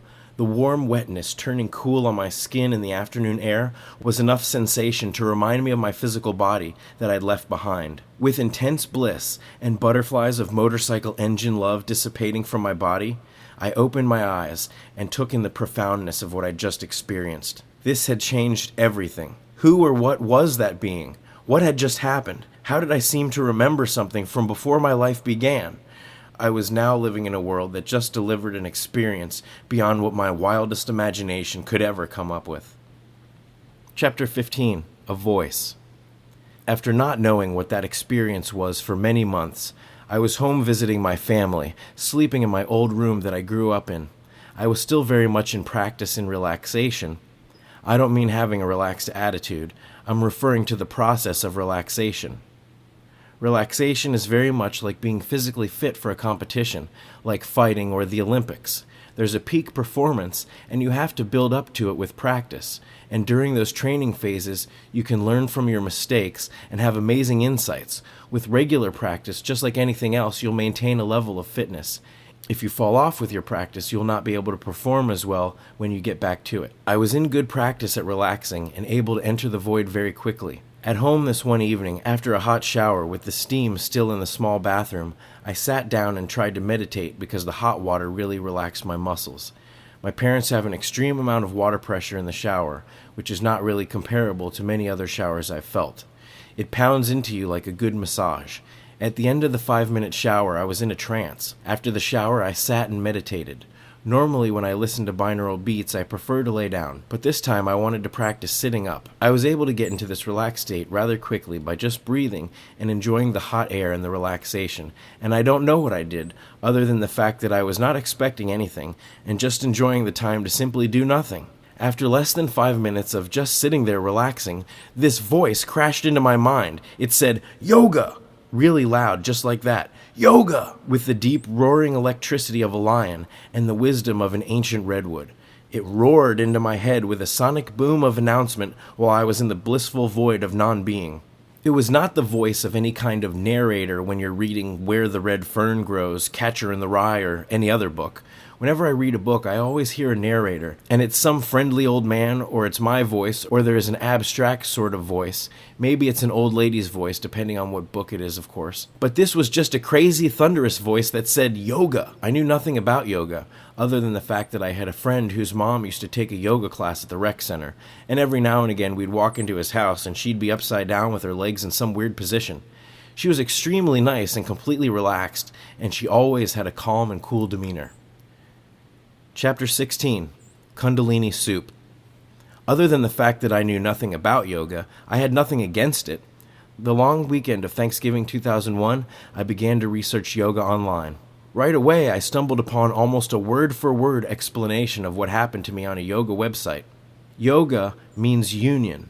Although it might be interpreted to mean a union of mind and body or body and soul, actually this union in yoga refers to the union of individual consciousness with the universal consciousness. I continued to read that Kundalini is a sleeping energy symbolized as a coiled snake in the bottom of the spine and can explode forth and rise up, activating the chakras. If it reaches a block, it can clear it. I read that the Ajna chakra, which is the center of the eyes where I flew out of, is the creative center, and that Kundalini itself is a creative energy. Kundalini bears a remarkable similarity with the caduceus symbol and the staff of Asclepius. Joseph Campbell suggested that the symbol of snakes coiled around a staff is an ancient representation of Kundalini physiology. The staff represents the spinal column, with the snakes being energy channels. Ajna literally means command or monitoring center. It is also known as the Guru chakra. It is the point of confluence where the three main nadis, or forces, Ida, Pingala, and Sushumna, merge into one stream of consciousness and flow up to Sahasrara. During deep meditation, when all the senses have been withdrawn, and one enters into the state of shunya, the void, The Guni then guides the aspirant from Ajna to Sahasrara by issuing commands through his center. Ajna is known as the third eye, the eye of Shiva, or the eye of intuition, which gazes inward rather than outward. It is often called Divya Kakshu, the divine eye, or Jnana Chakshu, eye of wisdom, because it is through this center that the spiritual aspirant receives revelation and insight into the underlying nature of existence. It is the level at which direct mind-to-mind communication takes place and the doorway through which one enters the psychic or astral dimension. http://www.yogabound.com/yoga_6_ajna.htm. This rang true to the emotions and insights I had with my experience, and I really connected with what I read, and I wanted to learn more.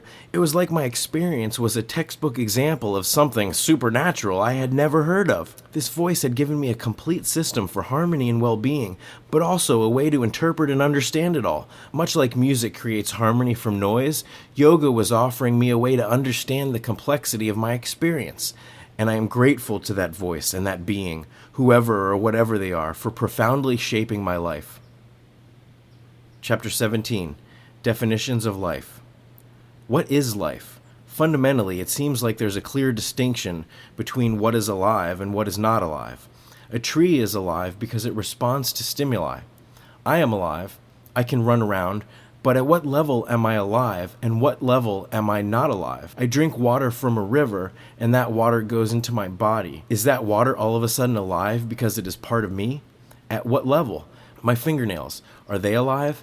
At what level? What part of me are they? At what level is my physical body alive? My physical body is responding to stimuli, but I'm shedding it all the time.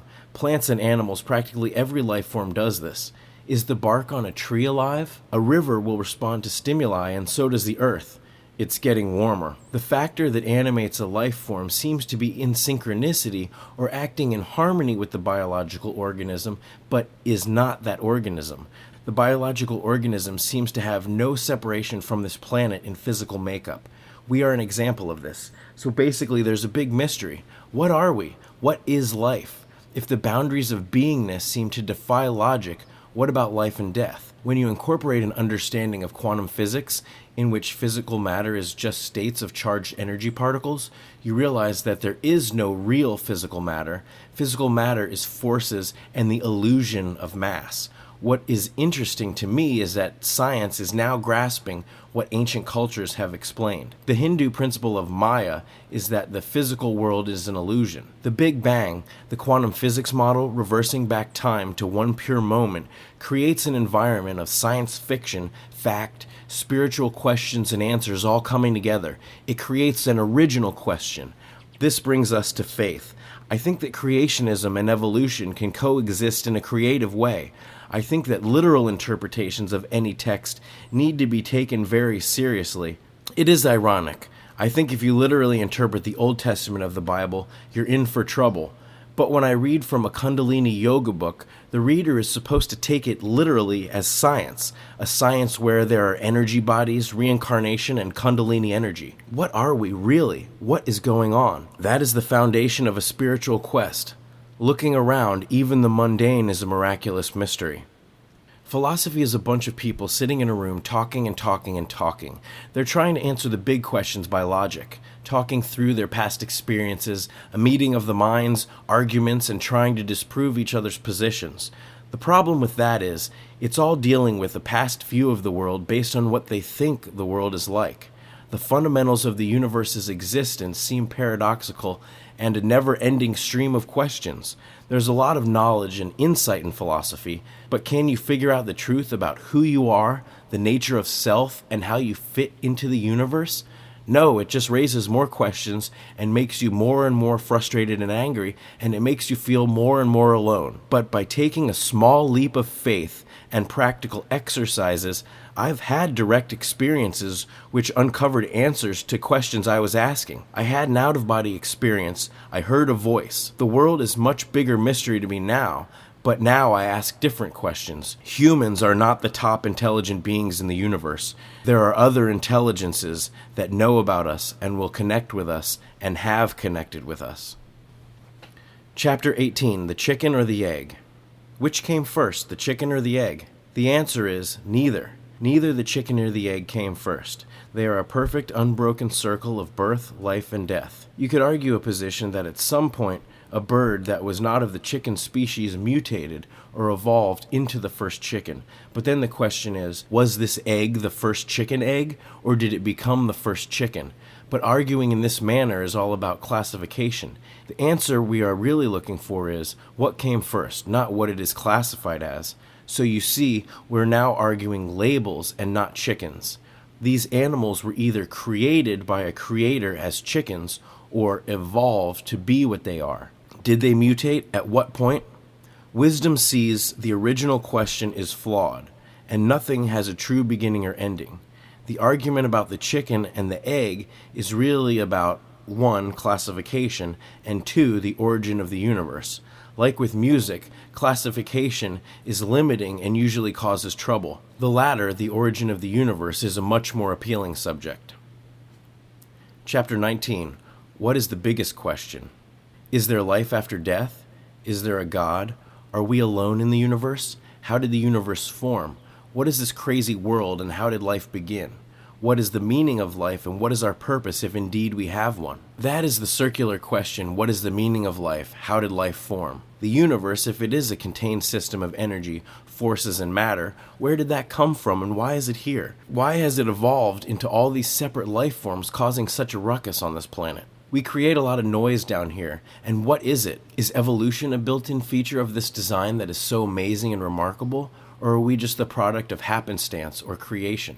If we are just the product of a random universe, that still doesn't answer how come there's a specific amount of energy in the universe, and then the rest is simply empty space. Where did the energy come from, and why does it seem like it's evolving into something else? What are the vehicles that we can use to answer these questions? Until you know the answers, I think it's important to entertain multiple paradigms, and also think of the possibility that any paradigm you could conceive of is completely limiting. I can't fathom the whole universe, but my heart's desire is to understand it. There would be no reason to do anything if we didn't have a desire to understand, but we do. We have a burning desire deep in our heart to understand this world and our place in it. We need to figure out fundamentally what's going on. There's a big glowing sun that our planet is clinging to. Where did it all come from and why? It seems magically coincidental that the sun and moon seem to be the same apparent size, yet they are drastically different scales and distances away. They seem to be the same size, one ruling the day and one ruling the night. These rhythms and cycles are a part of our being. What are the tools available to answer the big questions? Religion? Philosophy? Drugs? Art? Altered states of consciousness achieved through drug use are the least consistent and least valuable experiences for many reasons, like credibility, consistency, and control. All altered states are essentially a change in brainwaves through different means. Chapter 20. Reality is a spectrum. Reality is a spectrum, and what we can perceive is only a small fraction of what's happening. That is simply a fact. We cannot perceive sounds above and below a certain frequency. We cannot see light beyond certain frequencies. Perfect examples of that are blacklight ultraviolet stamps. When you go to an amusement park or a club, they will stamp your hand, commonly with an ultraviolet ink that you can only see under a blacklight. That simply illustrates that there is energy that is out of the spectrum of our usual perception.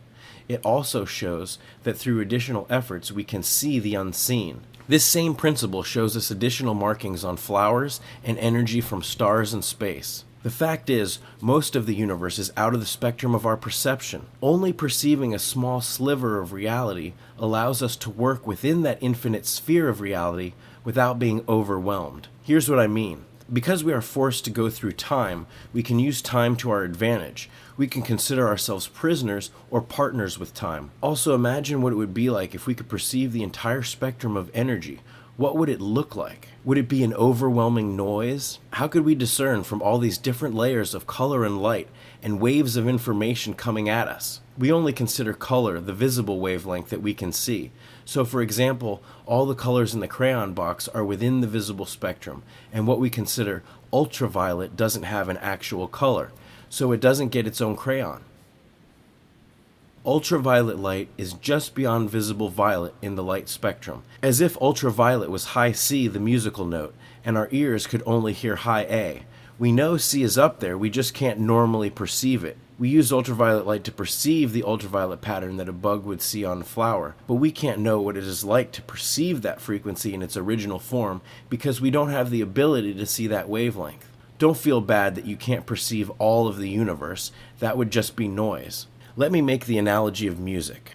Western music relies on the 12-step chromatic scale. You have A, B, C, D, E, F, G, and in between you have the sharps and flats. The metaphor for music and the visual spectrum of light work because when we look at the visual spectrum, we are seeing a tiny sliver, which allows us to perceive differences of the wavelength of colors. That's important because if you have two berries next to each other, and one is poisonous and one is not, you want to be able to tell the difference. Like the spectrum of light, the spectrum of sound is theoretically infinite. Every sound that is made has a frequency and a note. Any two things hitting each other create a frequency when it collides. Gong! This creates a disruption in pressure surrounding those objects. The frequency of the waves of pressure will create the tone or note of that sound. The musical scale divides all possible frequencies into 12. It says these 12 specific frequencies are in tune, and all other frequencies in between are out of tune. Every frequency between A and A sharp is out of tune.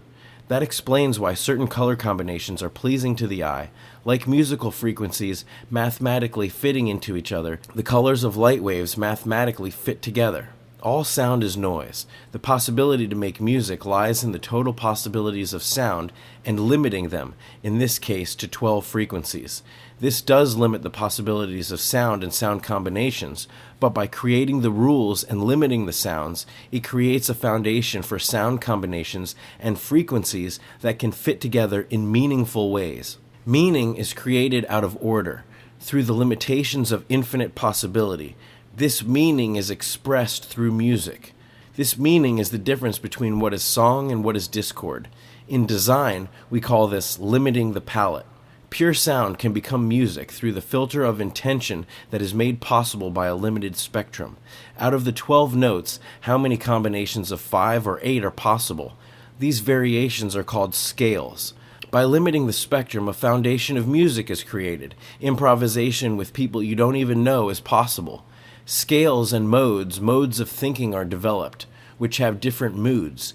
People who know each different mood, but have never played together, can fit together because of the rules of music, because of the spectrum. So when you look at a musical scale like the blues scale or the major scale, do, re, mi, fa, sol, la, ti, do, do, re, mi, fa, sol, la, ti, do, made famous by The Sound of Music, anyone who knows the major scale can play with anyone else because it's the same scale, because limiting to these 7 notes as possible combinations creates the possibility for people to create harmonies together.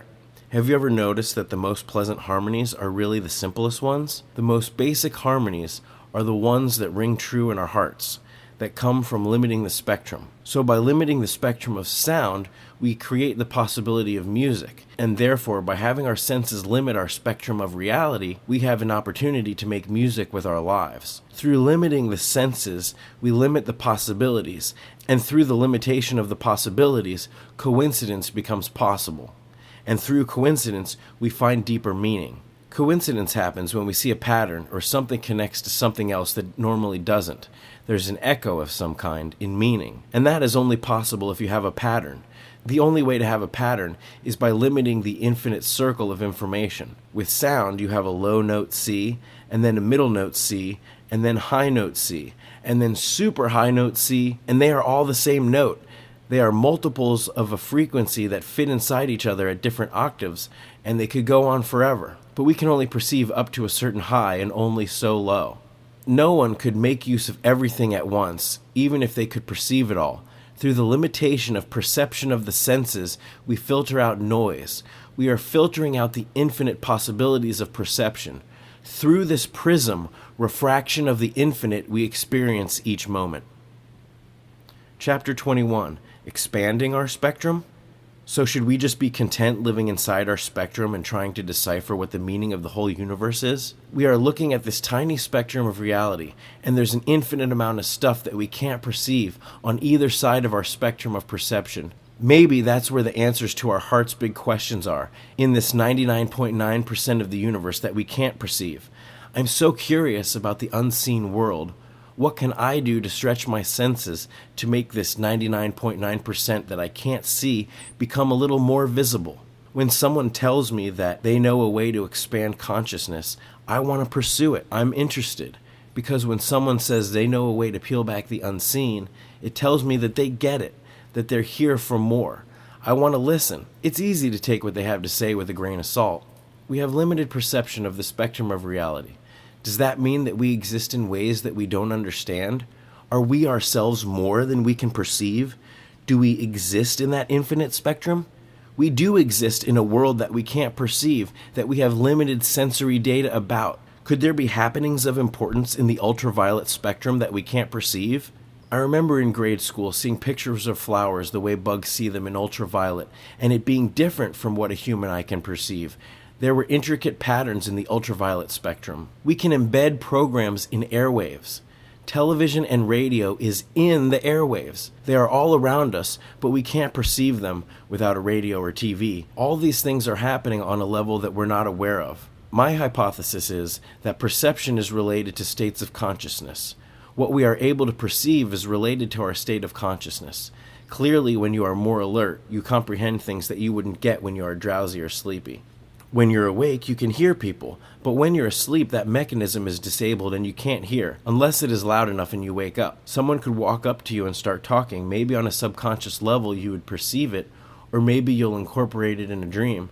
But the fact is you're not aware of what is happening because you're in a different state of consciousness. The state of consciousness dictates your reality.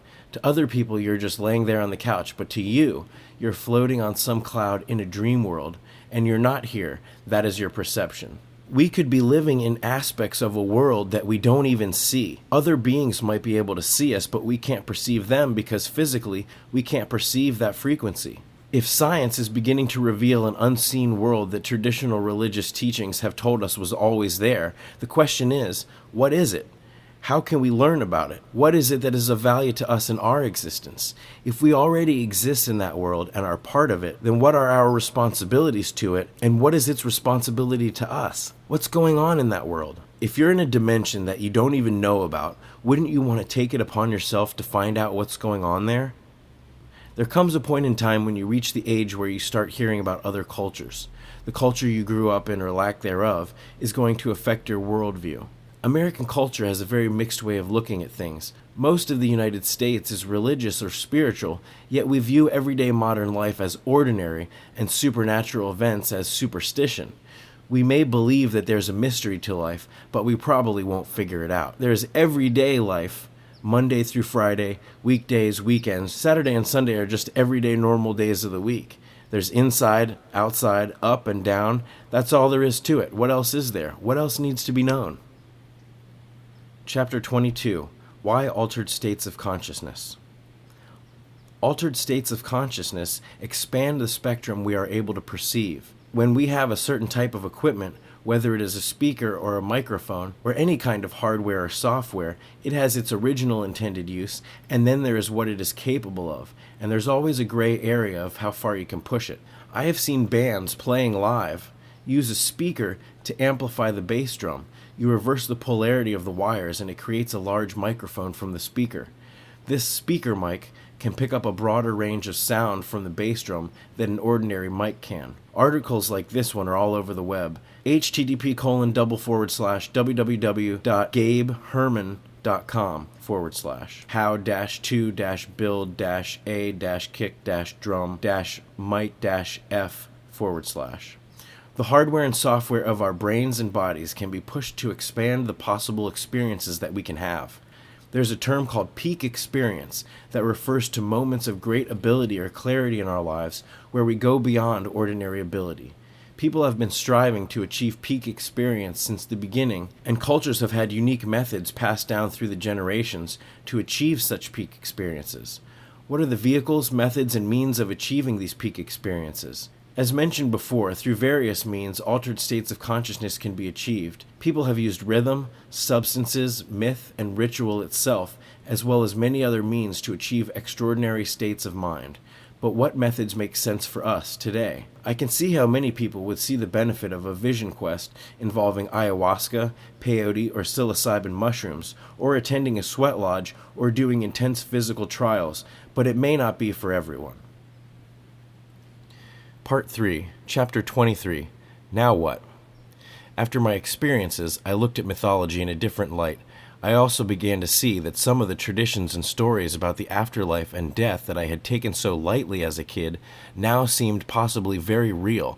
In fact, all the philosophies and beliefs I had ignored or dismissed suddenly seemed like they might contain actual truth, wisdom. I thought of my dreams of the stories of the Aboriginals, dream time of their didgeridoo, an instrument for transporting the player and listeners to dream time, the land beyond time and space that existed before creation and every night in our dreams. I started to think, what have I missed? I thought also of the African tribes whose tribal rituals and ceremonies saw the shaman communicating with spirits of the land and ancestors long passed away. Their portal was the drum. They pounded them together, rhythmically, in what I now realized were more than just songs, patterns that create vibration within us. The common thread was beginning to emerge. Vibration, the one you listen to, feel, and experience first as a drum or didgeridoo or mantra, and then as an awakening force within yourself. The actual dynamics to this may be shrouded in mystery to the modern Western student, but I soon discovered that the map to unfolding these vibrations is clearly marked in the various traditions from cultures like the ones just mentioned. Joseph Campbell was a connector of mythology, showing us our common thread, and it is also clear that the myths point to practical application as well as metaphor and simple ritual. After I had that out-of-body experience, I didn't know what to make of it. I did not know how to interpret it or what it was all about. I did not float above myself or even see myself lying in bed. Although I had no frame of reference or cultural background to understand what happened, I knew what happened. The messages that were transmitted to me were clear. There's no mystery to that. What wasn't clear to me was, who was that being? What was that vibrational energy? When people say good vibrations or good vibes, I never took it literally. I never thought that there were literally good vibes, but there are literal good vibes, which I connected to as I later discovered the phenomenon to be described as Kundalini energy in numerous yoga literature. When I heard the word yoga, I was not listening to binaural beats or anything.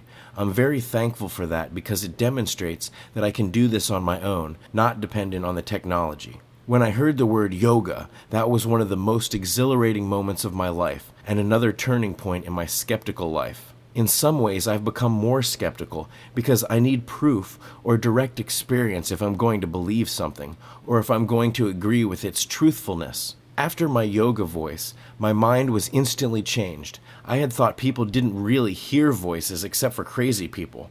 When someone says they've heard a voice talking to them, they didn't actually hear a voice. They're just imagining what a voice might say, like their conscience. But I was sitting there, and I was not listening to any meditation CDs. I was in the practice of relaxing.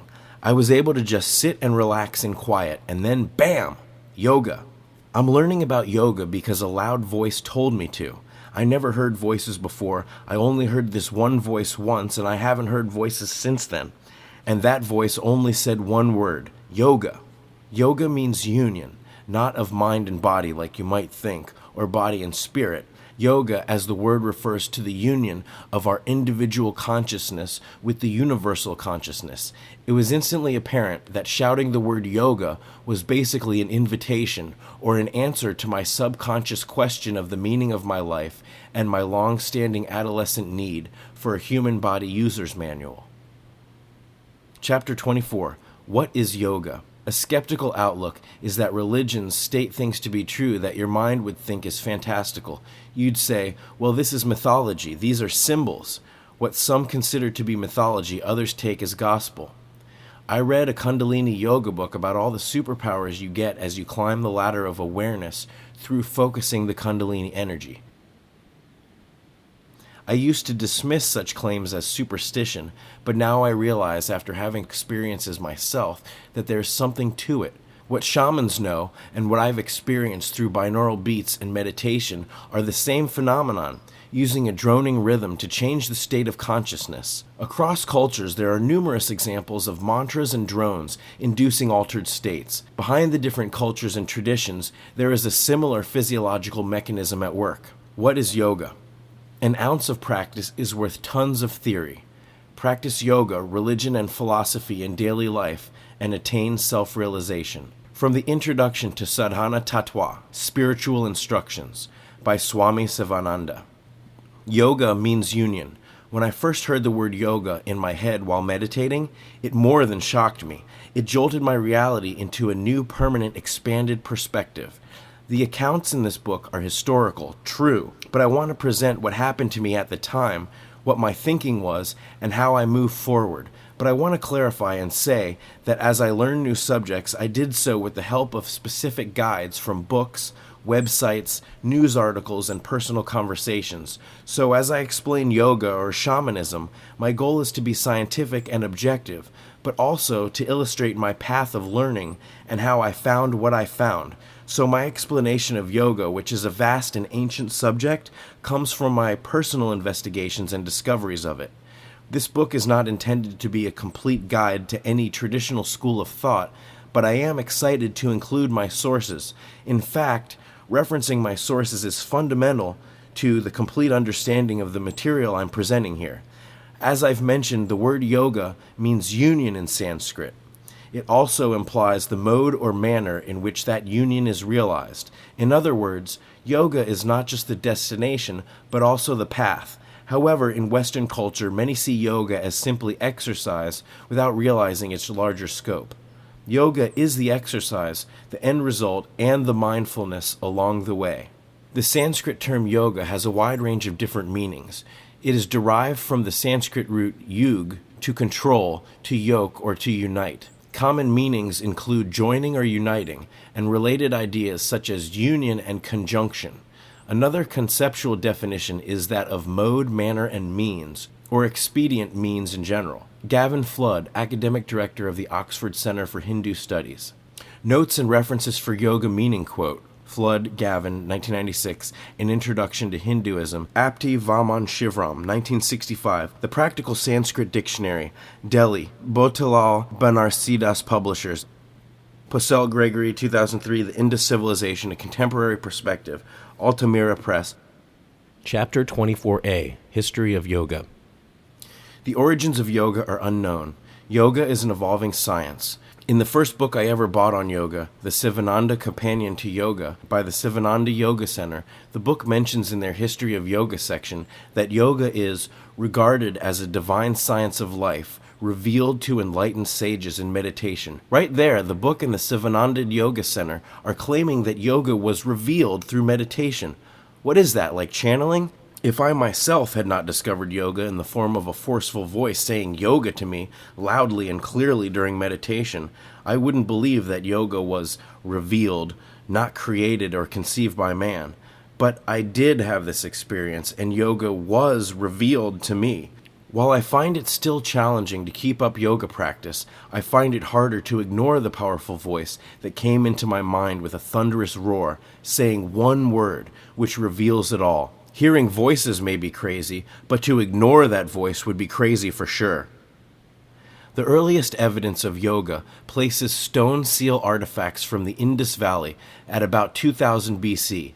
These stone seals suggest figures in yogic and meditation postures, according to archaeologist Gregory Posel, professor of archaeology at the University of Pennsylvania, Jonathan Mark Kenyoyer, archaeologist and co-director of the Harappa Archaeological Research Project in Pakistan, and Indologist Heinrich Zimmer. Yoga is first described in the Vedas, a collection of scriptures that represent the oldest Sanskrit literature and the basis of the Hindu faith. Most scholars estimate the oldest Vedic text to date from 1500 to 1000 BC. About the Vedas, Wikipedia contends that, according to Hindu tradition, the Vedas are aparuseya, not of human agency, are supposed to have been directly revealed, and thus are called sruti, what is heard. Mueller, Max, 1891, Chips from a German Workshop. Apti Vaman Shivram, 1965, The Practical Sanskrit Dictionary. I repeat, the Vedas are not of human agency, of divine origin. If the Vedas are revealed not by human agency, then by what? Who? Why does this non-human agency care so much about revealing the Vedas and yoga anyway?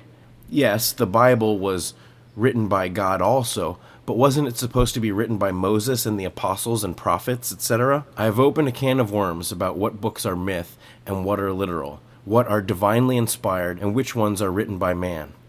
After my experiences, I am open at least to the possibility that if I heard one word from some ethereal source and I'm not totally crazy, then it is possible that other people who are respectable, normal folks have also been divinely inspired or sensed more somehow.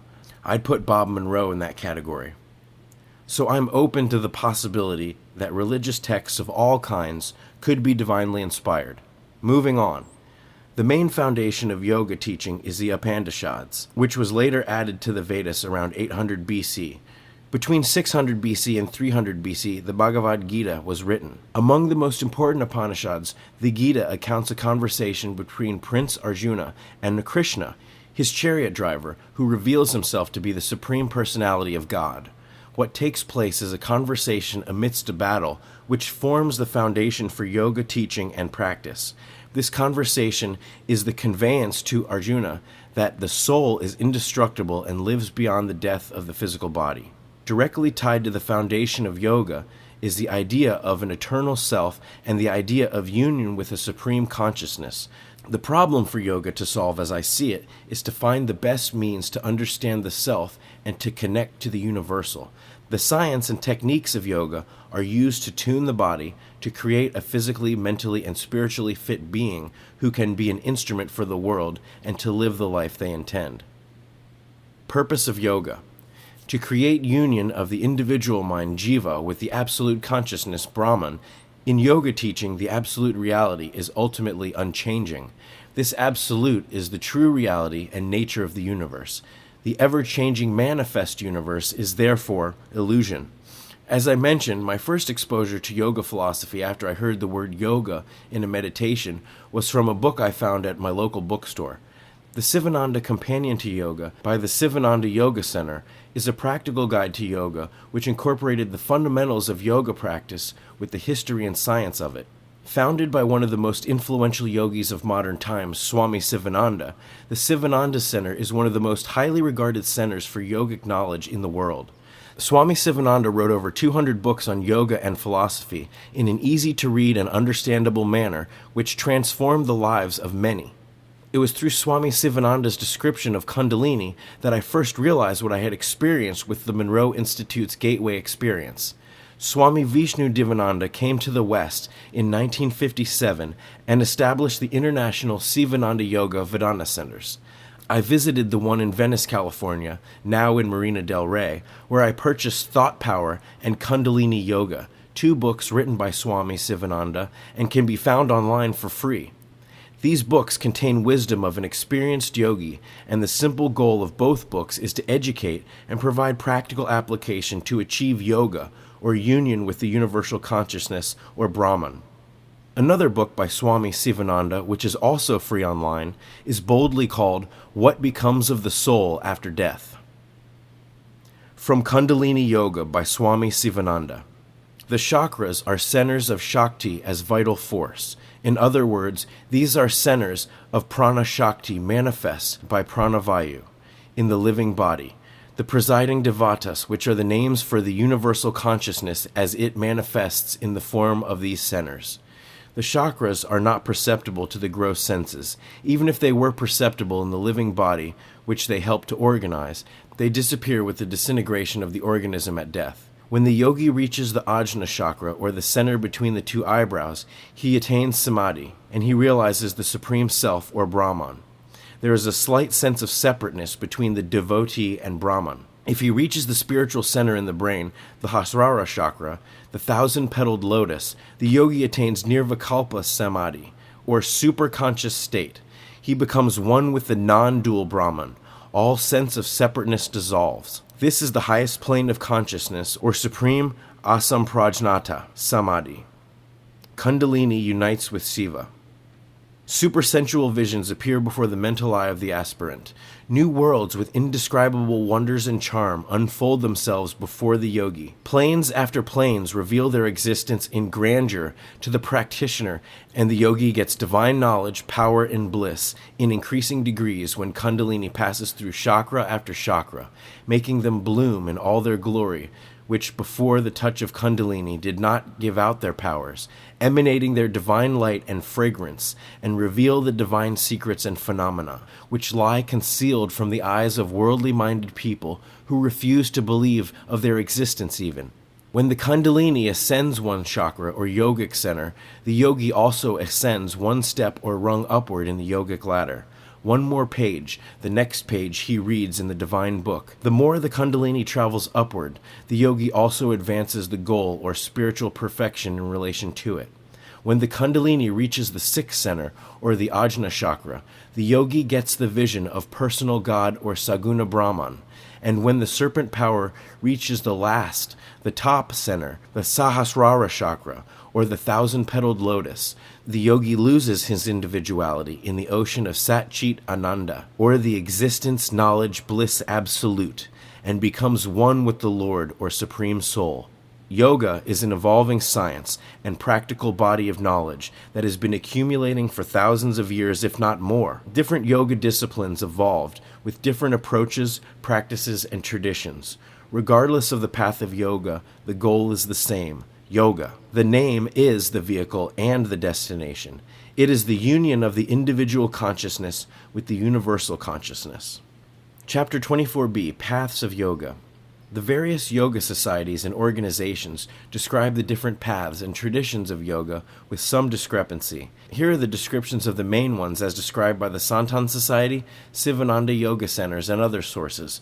The yogi would choose from one or a combination of paths to suit their temperament. In reality, the paths of yoga overlap. For example, Hatha Yoga utilizes several limbs of the 8 limbs of Raja Yoga, asanas and pranayama, to name a few. In fact, many of the paths overlap. These definitions should be taken loosely. Jnana Yoga. Also called Jnana, it is the path of right knowledge, reaching the ultimate truth through cessation of mental modification by negation. Bhakti Yoga. The path of pure spiritual devotion, love, and surrender. Karma Yoga, the path of selfless action. Hatha Yoga, Sun Ha, Moon Tha. Hatha, Sun Moon Yoga. The Hatha Yoga uses asanas, postures, and pranayama, breathing exercises, to strengthen and purify the body and mind. Relaxation and other practices such as yamas, restraint, niyamas, observances, mudras, gestures for controlling the breath, and other techniques to gain control of the physical body and the subtle life force called prana. Hatha Yoga tunes the body and mind, removing obstacles to samadhi, or non-duality, creating an ideal environment for meditation, transcendence, and union with the universal consciousness. Laya Yoga is also called Kundalini Yoga, because the raising of Kundalini energy to unite her with the Supreme Consciousness is the main objective, which is reached through deep meditation. Kundalini Yoga, the yoga of awareness. Kundalini Yoga is the path of yoga centered around awakening and utilizing Kundalini energy. Kundalini in Sanskrit translates to she who is coiled, referring to an energy force in the body that lies inactive at the base of the spine that is typically symbolized as a snake. The common symbol for medicine and doctors is actually a symbol associated with awakening Kundalini. When the Kundalini energy awakens in a person, it travels up the spine. The medicine symbol is 2 snakes coiled around a post rising up to the top. The snakes have wings and have reached the top. This symbolizes a fully awakened Kundalini energy, which is a healing, revitalizing, and creative energy. Through the repetition of mantra or seed sound, a higher state of deep concentration, dharana, can be reached at which the divine form inherent in the mantra becomes manifest. Raja Yoga, the royal path of yoga, where centralized thought combined with spiritual reflection allows the withdrawal from sensory perceptions, leading to deep meditation, dhyana, and samadhi. Raja means to shine or to govern. 8 limbs of Raja Yoga are yamas, moral restraints, niyamas, further moral restraints, asanas, exercise, pranayama, breath control, pratyahara, withdrawal of the senses, dharana, concentration, dhyana, meditation, and samadhi, superconsciousness, non-duality. Kriya Yoga. This yoga has a strong connection to karma yoga and kundalini yoga, involving pranayama, ritual, and deep meditation. Nad Yoga. Yoga that deals with the sound of the inner world. Yantra Yoga. Yantras are seen as the body form of the deity, where mantras are the mind, consciousness, or spirit name. Yantras and mantras can bring one in attunement with the same regulating forces that have created nature in all its forms, including the structure of our psyche and our capacity to think. The discipline is used to withdraw consciousness from the outer world and direct it to the inner world. It consists both of the act of drawing and painting the yantra, as of concentrating on the yantra, reconstructing it first within the mind. Swara Yoga. This is the science of nasal breath, providing a practical method to use the right and left hemispheres of the brain at will. It deals with the relationship between nasal breath and the subtle nerves of the body, or nadis, on the one hand, and the cycles of the moon and the elements on the other. Swara Yoga refers to methods for determining right-left nostril dominance and for synchronizing the dominant nostril with specific activities of everyday life. The disciplines of yoga and its methods vary widely, as do the various needs and cultural situations of the people. So Swami Sivananda simplified yoga into 5 specific aspects. Chapter 24c, the 5 points of yoga. The 5 points of yoga, according to Swami Sivananda, are proper breathing, proper diet, proper exercise, relaxation, meditation, right thinking. These 5 aspects of yoga are really the 5 aspects of life itself. Therefore, it can be said that every part of life can be yoga practice, and the practice of yoga is, in itself, the art and science of living. Prana. Prana is the energy that runs through everything. It is translated as the universal breath. Pranayama are breathing exercises. In yoga philosophy, there is a link between energy and breath. Prana is in all things. The energy you get from things is in the currency of prana. As I was sipping my bottled water, I was thinking about how it tastes good, but at the same time, it also tastes like nothing in a way. But when you think about it, it is a vessel in which prana can reside. It's funny to think of water as a vessel for something else, when water is usually held in a vessel. But if you think about all of the empty space between the molecules of water, all the energy, the forces that bind them, when you consume water, you are consuming forces, because there is no physical matter. The physical matter is just excited wavelengths. The subatomic particles that make up a proton and a neutron are not matter themselves. Therefore, all this matter is really just states of energy. We theorize that matter didn't exist before the Big Bang. All the forces were unified at a certain point. Then all the forces split apart. It is the interplay of all these separated forces that gives us the manifest world as it seems to be today. A side note about water. The shaman Jade Wau Grigori also regards water as alive or containing life force. He frowned upon drinking bottled water. He said that the water in a plastic bottle was still and old and dead, basically. He said that even tap water was better for you spiritually than bottled water because it was free running and has been constantly moving from the source, albeit with added chemicals. Common sense sees the value in a water filter. He trekked up the canyon from where he lives to fill a container with fresh spring water for us during our drum-making ceremony. Again, I'm getting ahead of myself. 1. Breathing. Pranayama. Pranayama in Sanskrit literally means to restrain or control the breath. Pranayama, the science of breath control, is the regulation of breath through specific techniques and exercises. These exercises are designed to maintain and revitalize the body and mind. Nothing is more vital to maintaining life than the continued breath. A person can go without food for several weeks if properly hydrated. Without water, someone can still survive for several days. But without a new breath, we cannot survive for more than a few minutes. There are three fundamental types of breathing: shallow or clavicular, intercostal or middle, and abdominal deep breathing from the diaphragm. A complete yogic breath unites all three breaths. A full yogic breath begins as a deep breath from the bottom of the lungs, moving upward, bringing air into the lower chest, and finally filling the upward chest. A yogic breath exhales in the same order as the inhale, starting at the bottom of the lungs, moving upward, releasing air out of the middle of the chest, and then releasing air from the upper chest. There are 5 basic pranayama breathing exercises. The first 2 are the most important and are the backbone of pranayama exercise. Kapalabhati clears stale energy and revitalizes the mind through forceful exhalations. Anuloma Viloma purifies the body and restores equilibrium through alternate nostril breathing. The last 3 of the 5 basic pranayama breathing exercises are Brahmari, Sitkari, and Sitali. These 3 exercises take advantage of the regular yogic breath, adding snoring inhalations, humming exhalations, hissing inhalations, and tongue curls. These exercises have benefits that range from appetite suppression to temperature regulation and raising Kundalini energy. Kapalabhati. 1 round of Kapalabhati starts with 2 normal breaths. Then inhale normally. Now exhale sharply. Contract your abdomen and pull up your diaphragm. Relax. Inhale, allowing the lungs to fill with air automatically. The exhale is sharp, active, and audible. And the inhale is relaxed, passive, and silent. After the 2 initial regular breaths and the 3rd inhalation, the sharp exhales are done in a series of 20 with the relaxed automatic inhalation after each forced exhalation. After 20 exhalations, empty the remaining air from the lungs. Take a full deep breath, then exhale again.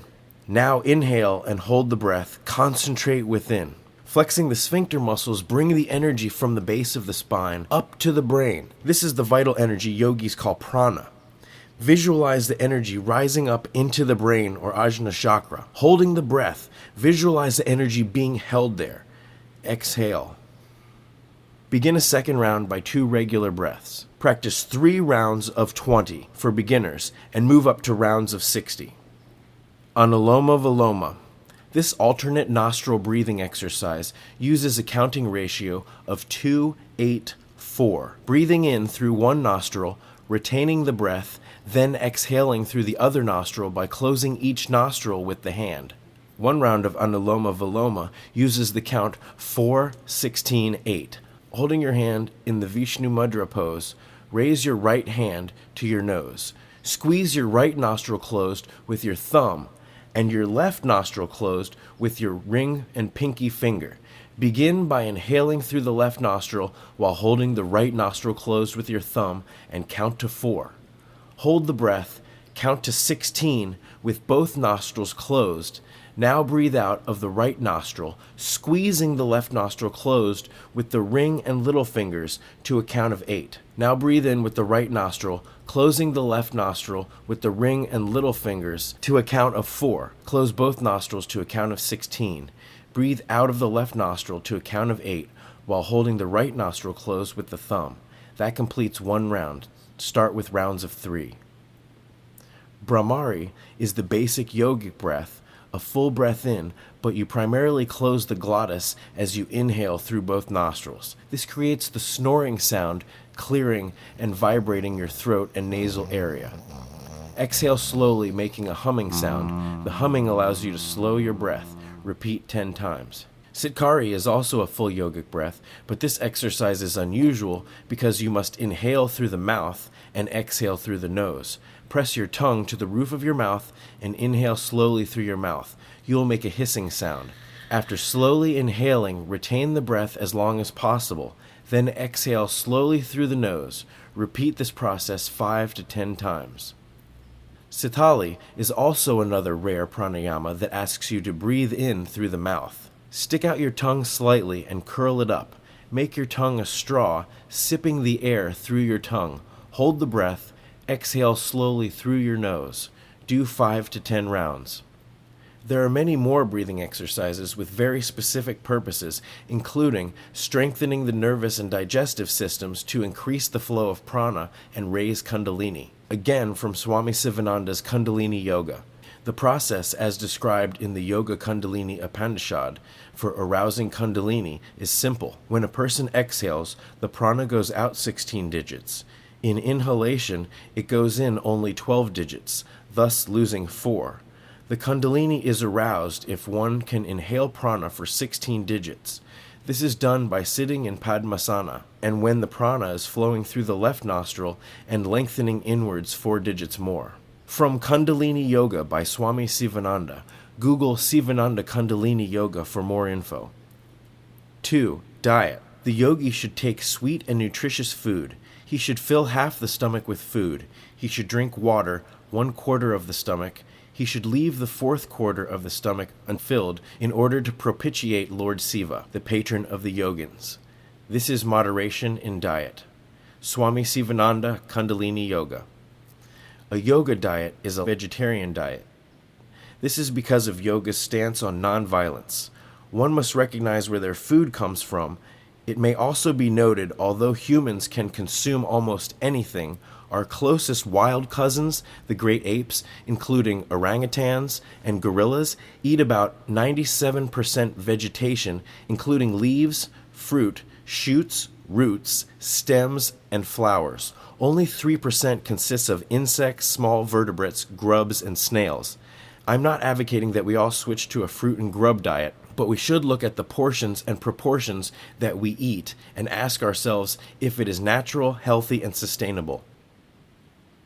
I was raised as a meat eater. It seems strange that someone could survive without meat. When I began researching yoga, it was the first time anyone had described the yoga diet as non-violent. That inversely makes a carnivorous diet a violent one. I had not really thought about my diet as being violent. I was so disconnected from where my food comes from that I did not equate my meat portions to violence or an actual living being. After many years of practicing yoga and still eating meat, I was taking exercise very seriously. I was supplementing my diet with protein powders and taking multivitamins and other natural supplements.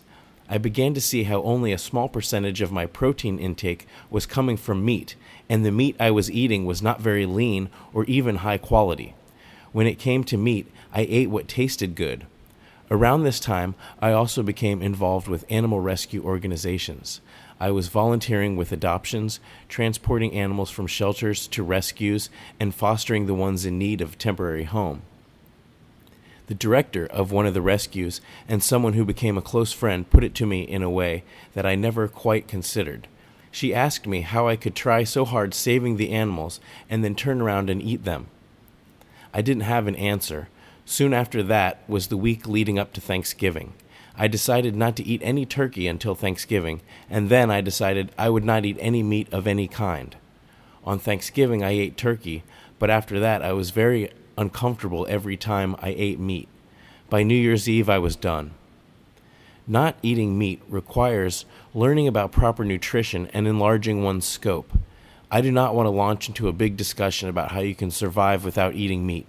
A vegetarian diet offers the highest quality nutrition available, and we do not need meat protein to survive or thrive.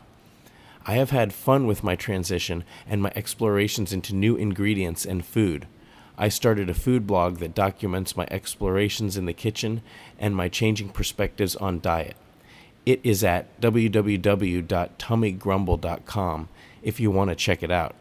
In our modern daily lives, we spend little time thinking about our nutrition. We spend so little time preparing, procuring, and sustaining our nourishment. What are we working so hard for? What are we living for when we only take 20 minutes to stuff our faces with chemicals and preservatives just to go back to work to pay for more novelty food and consumer crap? We have essentially stripped out all the necessities from life and replaced them with luxuries or middle-class luxuries.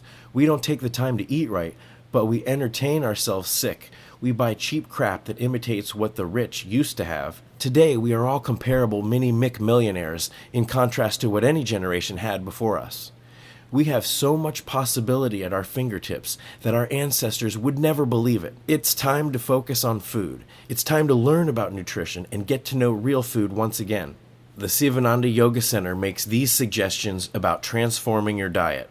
The yogic diet is a vegetarian one, consisting of pure, simple, natural foods which are easily digested and promote health. Simple meals aid the digestion and assimilation of foods.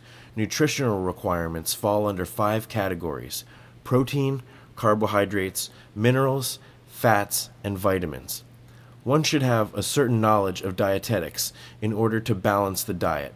Eating foods firsthand from nature, grown in fertile soil, preferably organic, free from chemicals and pesticides, will help ensure a better supply of these nutritional needs.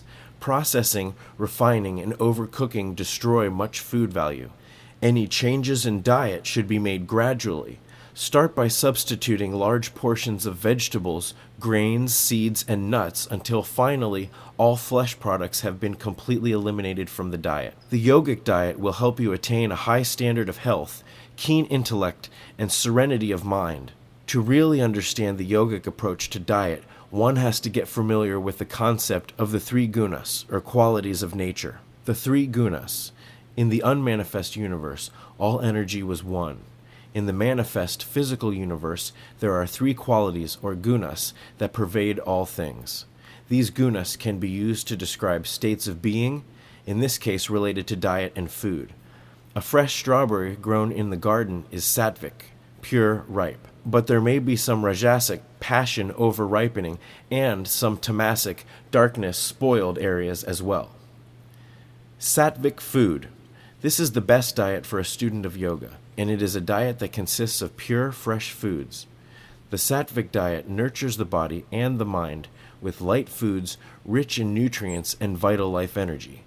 This kind of diet creates a peaceful, positive well-being. Some sattvic foods are fresh fruit and vegetables, freshly squeezed juices, milk and cheese, nuts, seeds, sprouts, honey, herbs, herb teas, cereal, and whole grains. Rajasic food. Rajasic foods are spicy, salty, bitter, sour, or hot. These foods destroy the equilibrium between mind and body. Too much rajasic food is said to excite the passions and overstimulate the body. Rajasic foods can make your digestion experience painful. Some rajasic foods include hot and sharp spices and salty foods. Stimulants like coffee, tea, and chocolate, fish and eggs, and eating fast are also considered rajasic. Tamasic food. Yoga philosophy sees diet and well-being as interrelated. A tamasic diet does not nurture the body. Tamasic food hurts the mind. Yogis insist that thinking and logic become impaired and a sense of inertia sets in. Tamasic food destroys the immune system and fills the mind with dark emotions like anger and greed. Tamasic foods include meat, alcohol, tobacco, onions, and garlic. Fermented foods like vinegar, pickled foods, stale or overripe foods, and preservatives. Eating too much is also considered tamasic. I take these dietetic rules with a grain of salt, no pun intended. I think garlic has health benefits, as does red wine, but all things in moderation, and I am by no means an enlightened yogi. I am, however, trying to make better choices with my diet that affect my body and my planet in a positive way. 3. Exercise. Asanas. Postures. The daily practice consists of asanas, postures, which are meant to be held. Unlike simple exercises, the asanas are meant to be slow, meditative, and done with careful attention to breathing. A yoga asana session can leave you feeling relaxed and energized, where normal exercise can cause fatigue. Asanas consist of 3 stages: the beginning, hold, and the release of the pose. Some yogis can maintain these asanas for hours. Each asana is meant to strengthen and purify a specific system or area of the body. Be careful not to strain in any posture, and to release from the posture as carefully as you enter it. The postures will strengthen the body over time, and an awareness of a subtle energy will become evident. The sun salutation is a warm-up series of 12 asanas. It's done before the basic yoga asana session. The sun salutation stretches and strengthens the whole body, leaving it energized. 1. Start in a standing position, feet together, hands together in a prayer position in front of your chest. 2. Inhale. Raise your arms up over your head, keeping your hands together, arching your back from your waist. 3. Exhale, bending forward, press your palms to the floor. Bend your knees if necessary. 4. Breathe in, bringing your right foot forward and left leg back with your left knee on the floor. Arch your back, stretch, and look up, chin up. 5. Holding the breath, bring your right leg back, arms straight in the top of a push-up. 6. Exhale, bring down your knees to the floor, followed by your chest. Keep hips up and stay on your toes. 7. Breathe in, lower your hips, point your toes, arch your back, chin up. 8. Back on the flats of your feet, push heels down to the floor, raise hips up onto an upside-down V, head down. 9. Step forward with your left leg, breathing in, bring your right leg back, press your right knee to the ground, keeping your chin up. 10. Exhale, bringing your right leg forward, bend down from your waist, and press your palms to the floor. 11. Breathe in, raising your arms over your head, stretch back, bending from the waist with your palms together. 12. Breathe out, rest in a standing position with your arms by your sides. 4. Relaxation. Relaxation is a state of being and a process. The opposite of relaxation is tension. Relaxation is the state of rest. Tension is a state of action. There is an interconnected relationship between tension and relaxation and the body and mind. The mind sends a signal to the body to flex a muscle to perform an action. The results are transmitted back to the mind. Mental stress can cause tension in the body, and physical tension can lead to mental stress. To free the mind of stress, we must free the body of tension. Tension is just stored energy in the body. Relaxation is a process that aims to remove tension in the body and remove stress from the mind. Rest is no action. A state of rest is achieved when all tension is removed. Peace of mind is the state of rest in the absence of tension. Relaxation is a technique.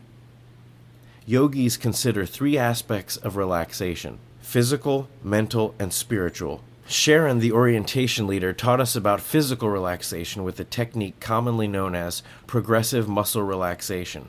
Progressively, we tense and relax each muscle in our body. The powers of autosuggestion allow our muscles to get into a deep state of non-action, relaxation. Sometimes my muscle will spasm moments after I have commanded them to relax. This is the muscle's way of removing tension. Relaxation should be a part of daily life.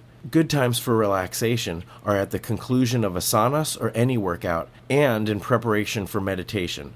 I also like to do PMR before I fall asleep. 5. Meditation. The purpose of life is to fix the mind on the absolute. Swami Vishnu Devananda. Meditation has many connotations that have to do with enlightenment, Zen, relaxation, and wisdom. These associations are not wrong, but simply put, meditation is focus. Meditation is observation and control of the mind. We are not the mind. We are not our thoughts. Meditation seeks to still the mind. The state of no mind leads to awareness of self and our true nature. A state of inner peace, bliss, and wisdom. Superconsciousness unfolds. The purpose of yoga is yoga. Meditation is a word that sounds very serious and disciplined as it can be, but it also is as vast and infinite as the mind and its mind games. The 8 limbs of Raja Yoga end with samadhi, but to get to the last limb you must depart from the 7th limb, dhyana, meditation. Asanas are performed to strengthen the body and mind for further practice and meditation. All limbs of the Raja path are actually spokes in a wheel because the day turns and things start over. After a week of stretching, your flexibility can quickly fade with a couple nights of heavy drinking and sleeping on an uncomfortable couch. The human system must be constantly tuned for optimum use. Just like a guitar or precision automobile, it is no surprise we need to keep our bodies fit. Traditional forms of meditation. Saguna means with qualities, and nirguna means without qualities. Basically, all meditation can be grouped into 2 categories, concrete or abstract. Concrete, saguna meditation, involves focusing the mind on something concrete with qualities. This object can be an image, symbol, or mantra. In nirguna meditation, the mind is focused on an abstract idea. This can be an awareness or an idea of self or the universe, something beyond our understanding. Staring off into space, tratak. Stare at an object at eye level about 3 feet away without blinking until you tear. Then close your eyes and visualize the object until it fades. Repeating this can sharpen focus and concentration. Objects can be the flame of a candle, small figure, or a spot on the wall. Saying the same thing over and over, mantra. Mantras are syllables or phrases, traditionally in Sanskrit, which raise consciousness to a higher level when repeated.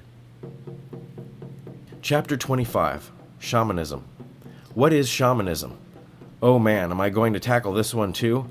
I found several definitions. Of course, this word has a lot of baggage. It might involve voodoo, magic, spirits, the dead, possessions, and more. I think of that movie Serpent in the Rainbow, where Bill Pullman is buried alive. Awesome. That's why I want to establish what I mean by shamanism. Every culture uses meditation, rhythm, vibrations, visualization, chanting, and drumming as vehicles into altered states of consciousness. Who else does this? I thought of tribal shamans, cliches really. Shamanism was something I knew nothing about, except the stereotypes in movies. But aren't they supposed to contact spirits and ancestors?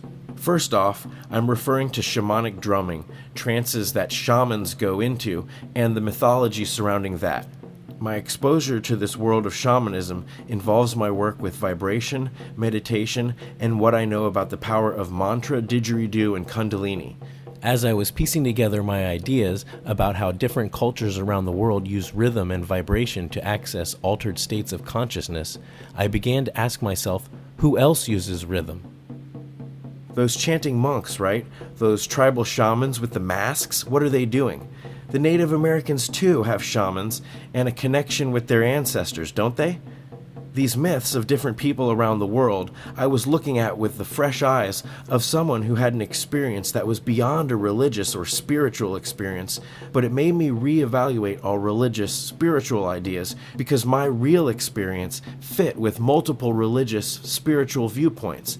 I had a classic Kundalini awakening according to many Hindu teachings, yoga books I've read, and people I've talked to who would know about it.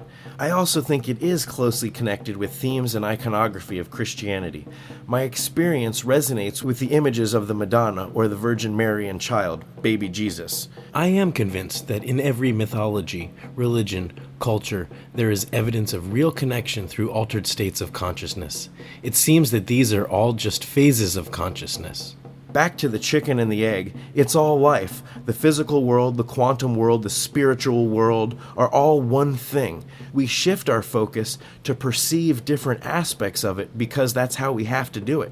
We can't perceive all of it at the same time. We have a limited spectrum. We are taking it in little by little. Science, shamanism, religion, all are ways to try to perceive, utilize, and explain the mysteries of the universe. It is mind-boggling that measuring the spectrum of stars have revealed the answers to questions so big, small, basic, and complex about the building blocks of our universe and the beginnings of time. But as science can't possibly answer it all, we must look to other methods to solve the mysteries of the universe.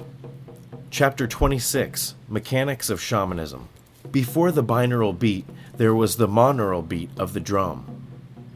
The shaman induces an altered state in which they perceive new realms by changing their brainwave frequency and therefore their brain chemistry and consciousness. Through entrainment, we can induce different brainwave frequencies, and that in turn induces different states of consciousness. No matter how your method, when you enter an altered state, you open yourself up to a new reality. Many of these methods of brainwave entrainment, the methods of altering the brainwave frequency, take you into the realm of alpha and theta. Melinda C. Maxfield, Ph.D., is an independent researcher focused on sonic entrainment, shamanism, and healing. A former research report writer for Encyclopedia Britannica, Dr. Maxfield's work has led her around the globe lecturing and demonstrating the positive benefits of applied sonic entrainment. She has presented journey work, sonic entrainment workshops in North America, South America, Asia, and Europe, is a specialist in cross-cultural healthcare methodologies, and researcher on the physical effects of percussion. She is on the board of the Foundation for Shamanic Studies and executive director of the Angeles Aryan Foundation for Cross-Cultural Education and Research. In the following quote, she explains how she became interested in the subject of shamanic drumming and brainwave entrainment. In the fall of 1986, as a graduate student in a course on core shamanism, I experienced my first drum journey. I experienced vivid and somatic imagery incorporating classic shamanic and archetypal themes.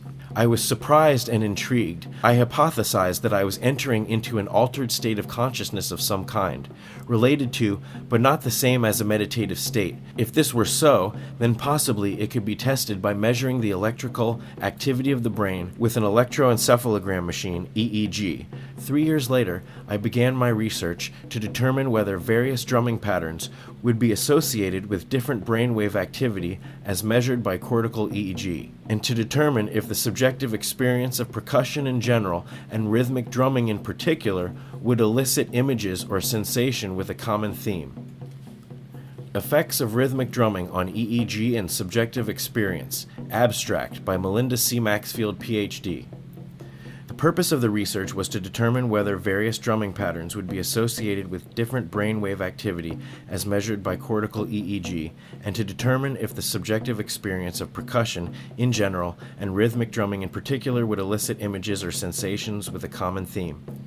12 participants were divided into 3 groups and monitored for EEG frequency response to 3 separate drumming tapes. These tapes included shamanic drumming at approximately 4 to 4.5 beats per second, I Ching drumming at approximately 3 to 4 beats per second, and free drumming, which incorporates no sustained rhythmic pattern.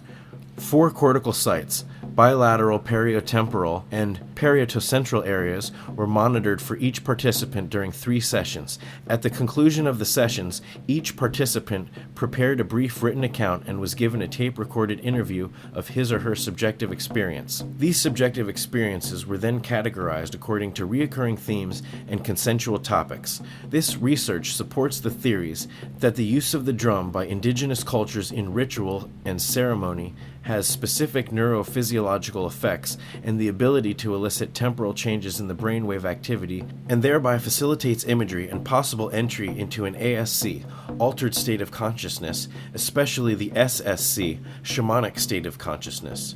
Drumming in general, and rhythmic drumming in particular, often induces imagery that is ceremonial and ritualistic in content and is an effective tool for entering into non-ordinary or altered states of consciousness, ASC, even when it is extracted from cultural ritual, ceremony, and intent. The drumming also elicits subjective experiences and images with common themes. These include loss of time continuum, movement sensations including pressure on or expansion of various parts of the body, and body image distortion, energy waves, and sensations of flying, spiraling, dancing, running, etc. Feelings of being energized, relaxed, sharp and clear, hot, cold, and in physical, mental, and or emotional discomfort, emotions ranging from reverie to rage, vivid images of natives, animals, people, and landscapes, and non-ordinary or altered states of consciousness, ASC, whereby one is conscious of the fact that there has been a qualitative shift in mental functioning, including the shamanic state of consciousness, SSC, journeys, out-of-body experiences, OBEs, and visitations. A pattern that incorporates approximately 4 to 4.5 beats per second is the most inducting for theta gain. Theta frequency usually associated with drowsy, near-unconscious states, such as the threshold period just before waking or sleeping. This frequency has also been connected with states of reverie and hypnagogic or dreamlike images. The pattern of the drum beat as it relates to beats per second can be correlated with resulting temporary changes in brainwave frequency, cycles per second, and or subjective experience, provided the drumming pattern is sustained for at least 13 to 15 minutes. Melinda C. Maxfield, Ph.D. The founder and president of the Foundation for Shamanic Studies, anthropologist Dr. Michael Harner, Ph.D., wrote, "The word shaman, in the original Tungus language, refers to a person who makes journeys to non-ordinary reality in an altered state of consciousness. Adopting the term in the West was useful because people didn't know what it meant.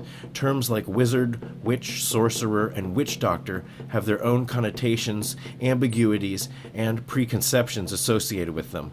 Although the term is from Siberia, the practice of shamanism existed on all inhabited continents. Michael Harner, http://www.shamanicstudies.net.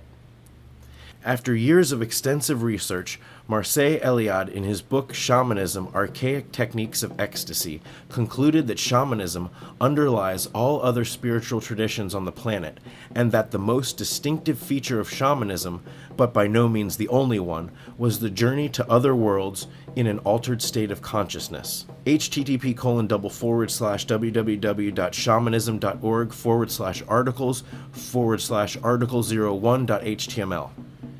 The word shaman reportedly comes from the language of a tribe in Siberia, where the usage is of a man or woman who journeys in an altered state of consciousness. In his book, The Spirit of Shamanism, Roger N. Walsh, MD, PhD, defines shamanism as follows. Shamanism can be defined as a family of traditions whose practitioners focus on voluntarily entering altered states of consciousness in which they experience themselves or their spirits traveling to other realms at will and interacting with other entities in order to serve their community. What is shamanism? Since the term shamanism has been used in a number of ways during the discussion here, I thought it might be helpful to present some basic information on shamanism. The following is from the foreword of the book Shamanism, which explains the approach that Mircea Eliade took to study shamanism as a macro-religious phenomenon, and which has been the foundation that shamanism as a spiritual tradition, as well as explaining how other academic disciplines approach the subject. Shamanism, in the strict sense, is preeminently a religious phenomenon of Siberia and Central Asia.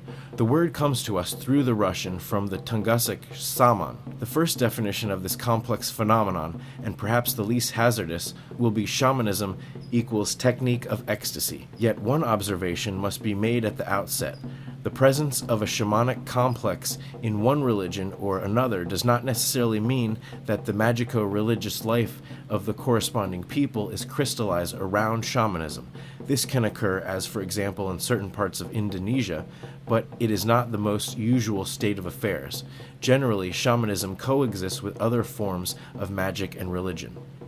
It is here that we see all the advantage of employing the term shamanism in its strict and proper sense, for if we take the trouble to differentiate the shaman from other magicians and medicine men of primitive societies, the identification of shamanic complexes in one or another region immediately acquires definite significance.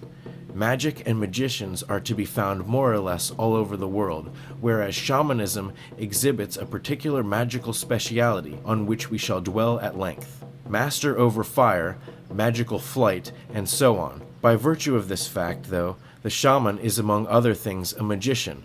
Not every magician can properly be termed a shaman. The same distinction must be applied in regard to shamanic healing. Every medicine man is a healer, but the shaman employs a method that is his and his alone. As for the shamanic technique of ecstasy, they do not exhaust all the varieties of ecstatic experience documented in the history of religions and religious ethnology. Hence, any ecstatic cannot be considered a shaman. The shaman specializes in a trance during which his soul, spirit, is believed to leave his body and ascend to the sky or descend to the underworld. A similar distinction is also necessary to define the shaman's relation to spirits. All through the primitive and modern worlds, we find individuals who profess to maintain relations with spirits, whether they are possessed by them or control them.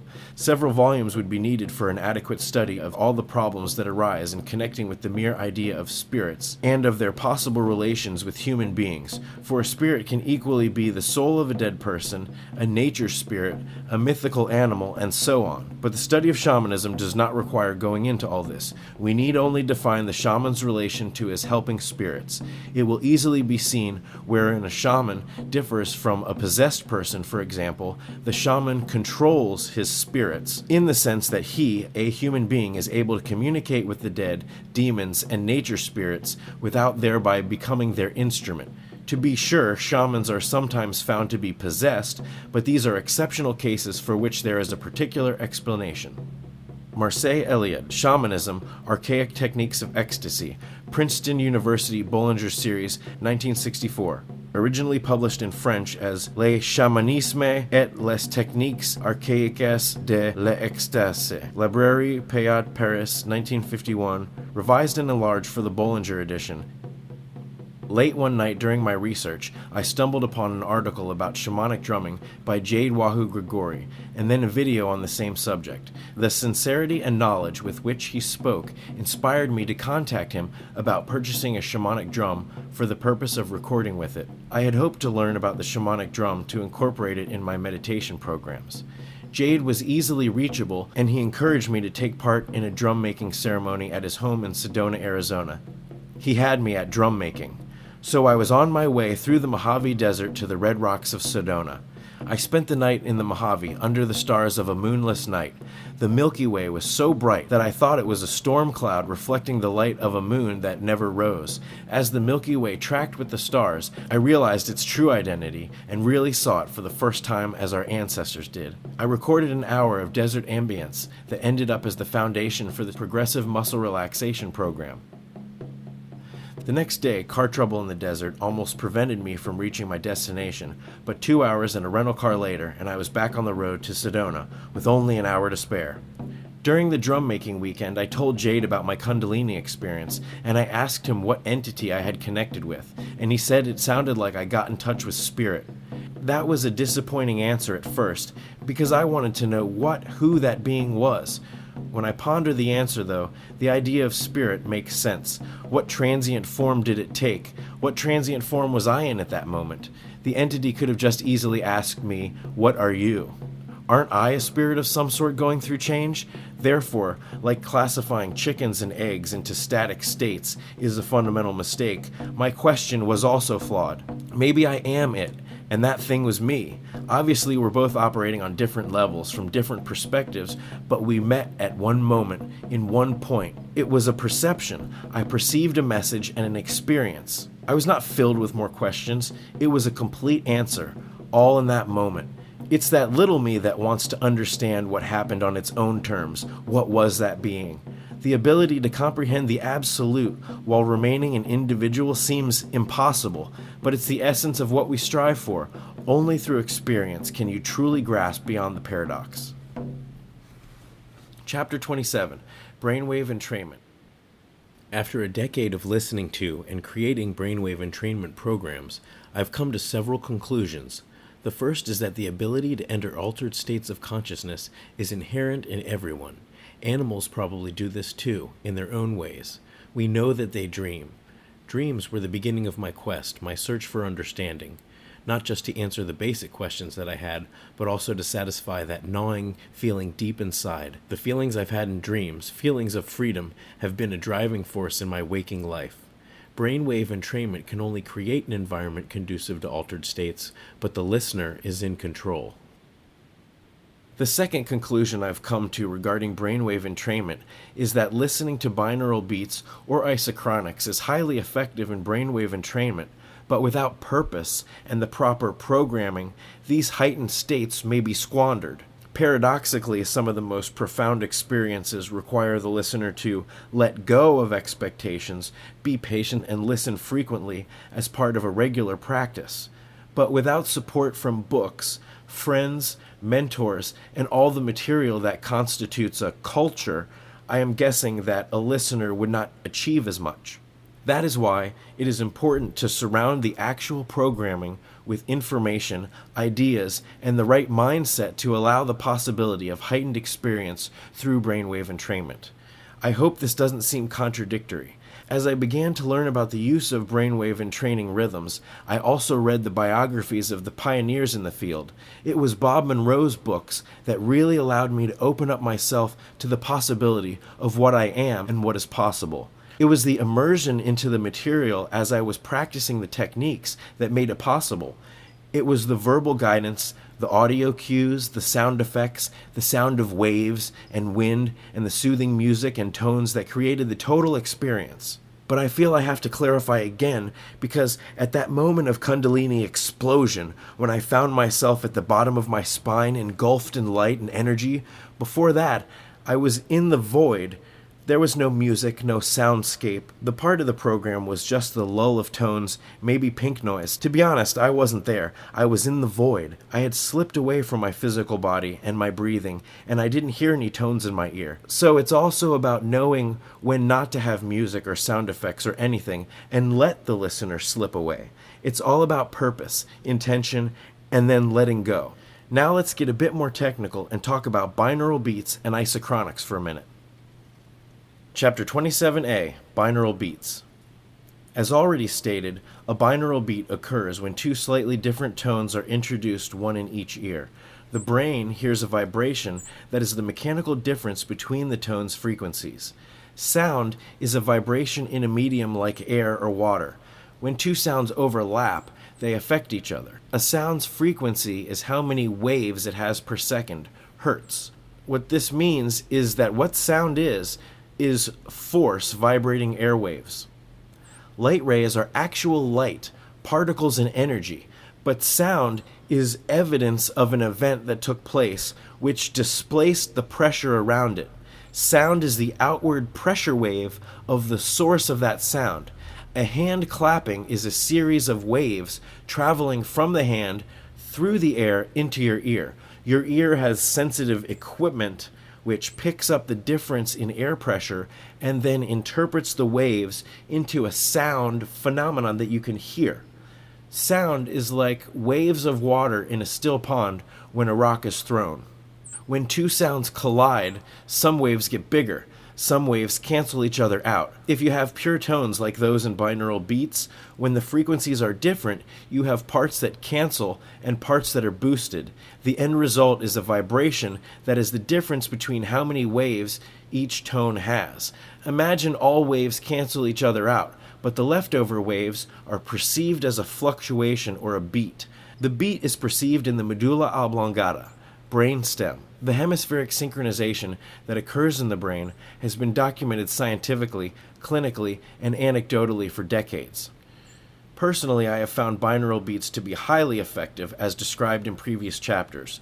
Brainwave entrainment encourages states of consciousness, but in a way that familiarizes the listener with them so that they can access them even without entrainment. In this way, brainwave entrainment rhythms stand out as significantly dissimilar to drugs. On the experimental side, I've begun to record natural sounds specifically for the purpose of creating natural tone binaurals. So far, I've found success with using ringing crystal glasses and the human voice. Creating viable binaurals from natural sources is challenging because natural recordings have high dynamic range and changes in amplitude, frequency, and quality, and is difficult to create a consistent, unwavering tone from them. This unwavering tone is required to have accurate binaural beats.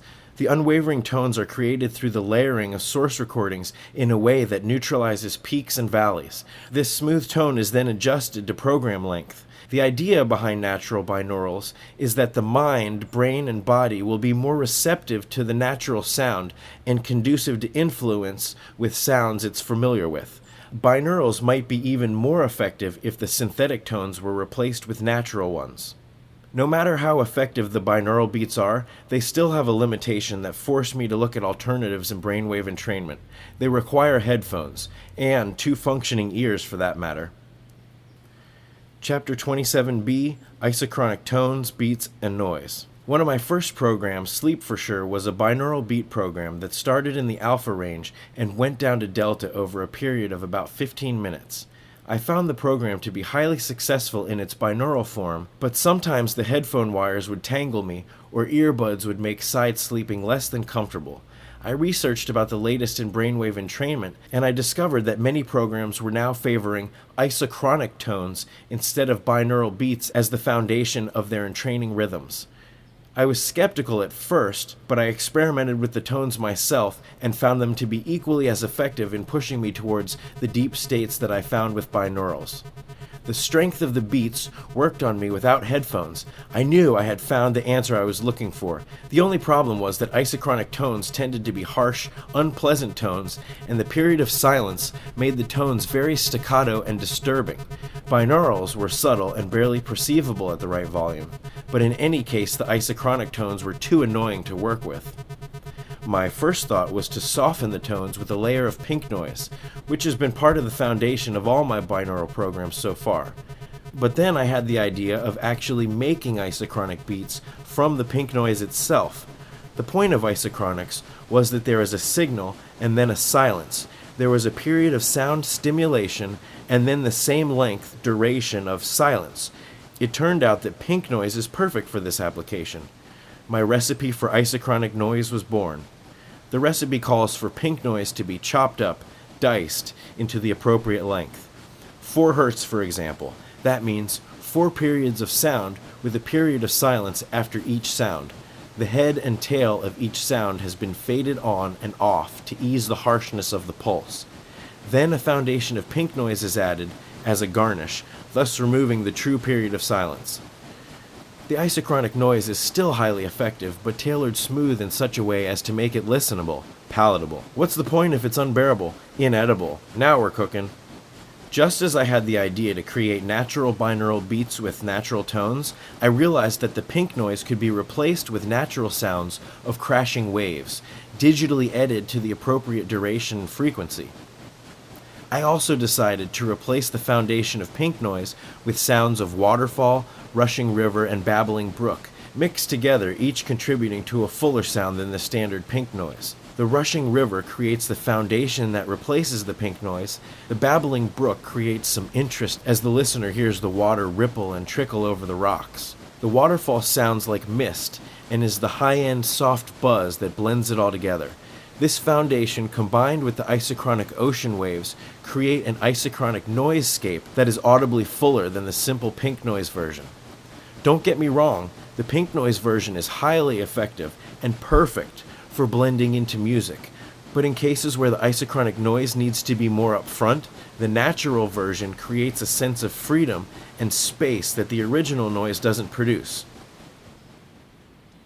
I have been trying to reassess what the purpose of all this was, and as I reread the beginning of the book, I was reminded that this was just a manuscript to document what happened, and to work out those thoughts and feelings related to my experiences. The last line of my preface is, "My enthusiasm for this subject is the driving force behind this writing, and it is my aim to convey my personal experiences and further explain the theory and science behind this phenomenon. It is also my aim in writing this book to clarify for myself what I don't understand." I had to complete this book. At times I thought that putting the individual chapters online might make them more accessible, and I still may, but they need to be together in one book to connect the dots. From forced fainting to dreams to out-of-body experiences, any chapter on its own may be interesting, but they need to be taken in context. This book, regardless of polish, needs to be released because I need to make sure that what happened to me can be shared. If we all share our experiences, we could encourage and amaze each other, uplifting us all. Still, with a grain of salt, I listen wide-eyed to anyone's extraordinary experience, understanding that my own experiences might seem as unbelievable. My curiosity and interest was spurred on by the books I read and stories from random people around the world. As my curiosity grew, my skepticism did as well. But the skepticism was what made me want to try meditation and binaural beats for myself. The early experiences led to greater revelations, and now my tools for exploring inner and outer worlds have expanded to include yoga. Yoga has so many multifaceted meanings regarding exercise, diet, relaxation, meditation, breathing, and all the aspects of life that can be analyzed through those lenses. I see a path that unfolds well beyond what I could hope to achieve in my lifetime. I see goals and growth. That may be why this book is so hard to summarize, finalize, and end. So this is not the end of the story. This is just the last chapter in this volume. We need to take a break, and this is a good stopping point. We've come a long way to get to this point. I want to make the next part of the conversation an open dialogue. That's why I created InnerSpaceStation.org, a place to share experiences and methods of exploring and growing. So I invite you to explore and share your experience. I look forward to hearing from you.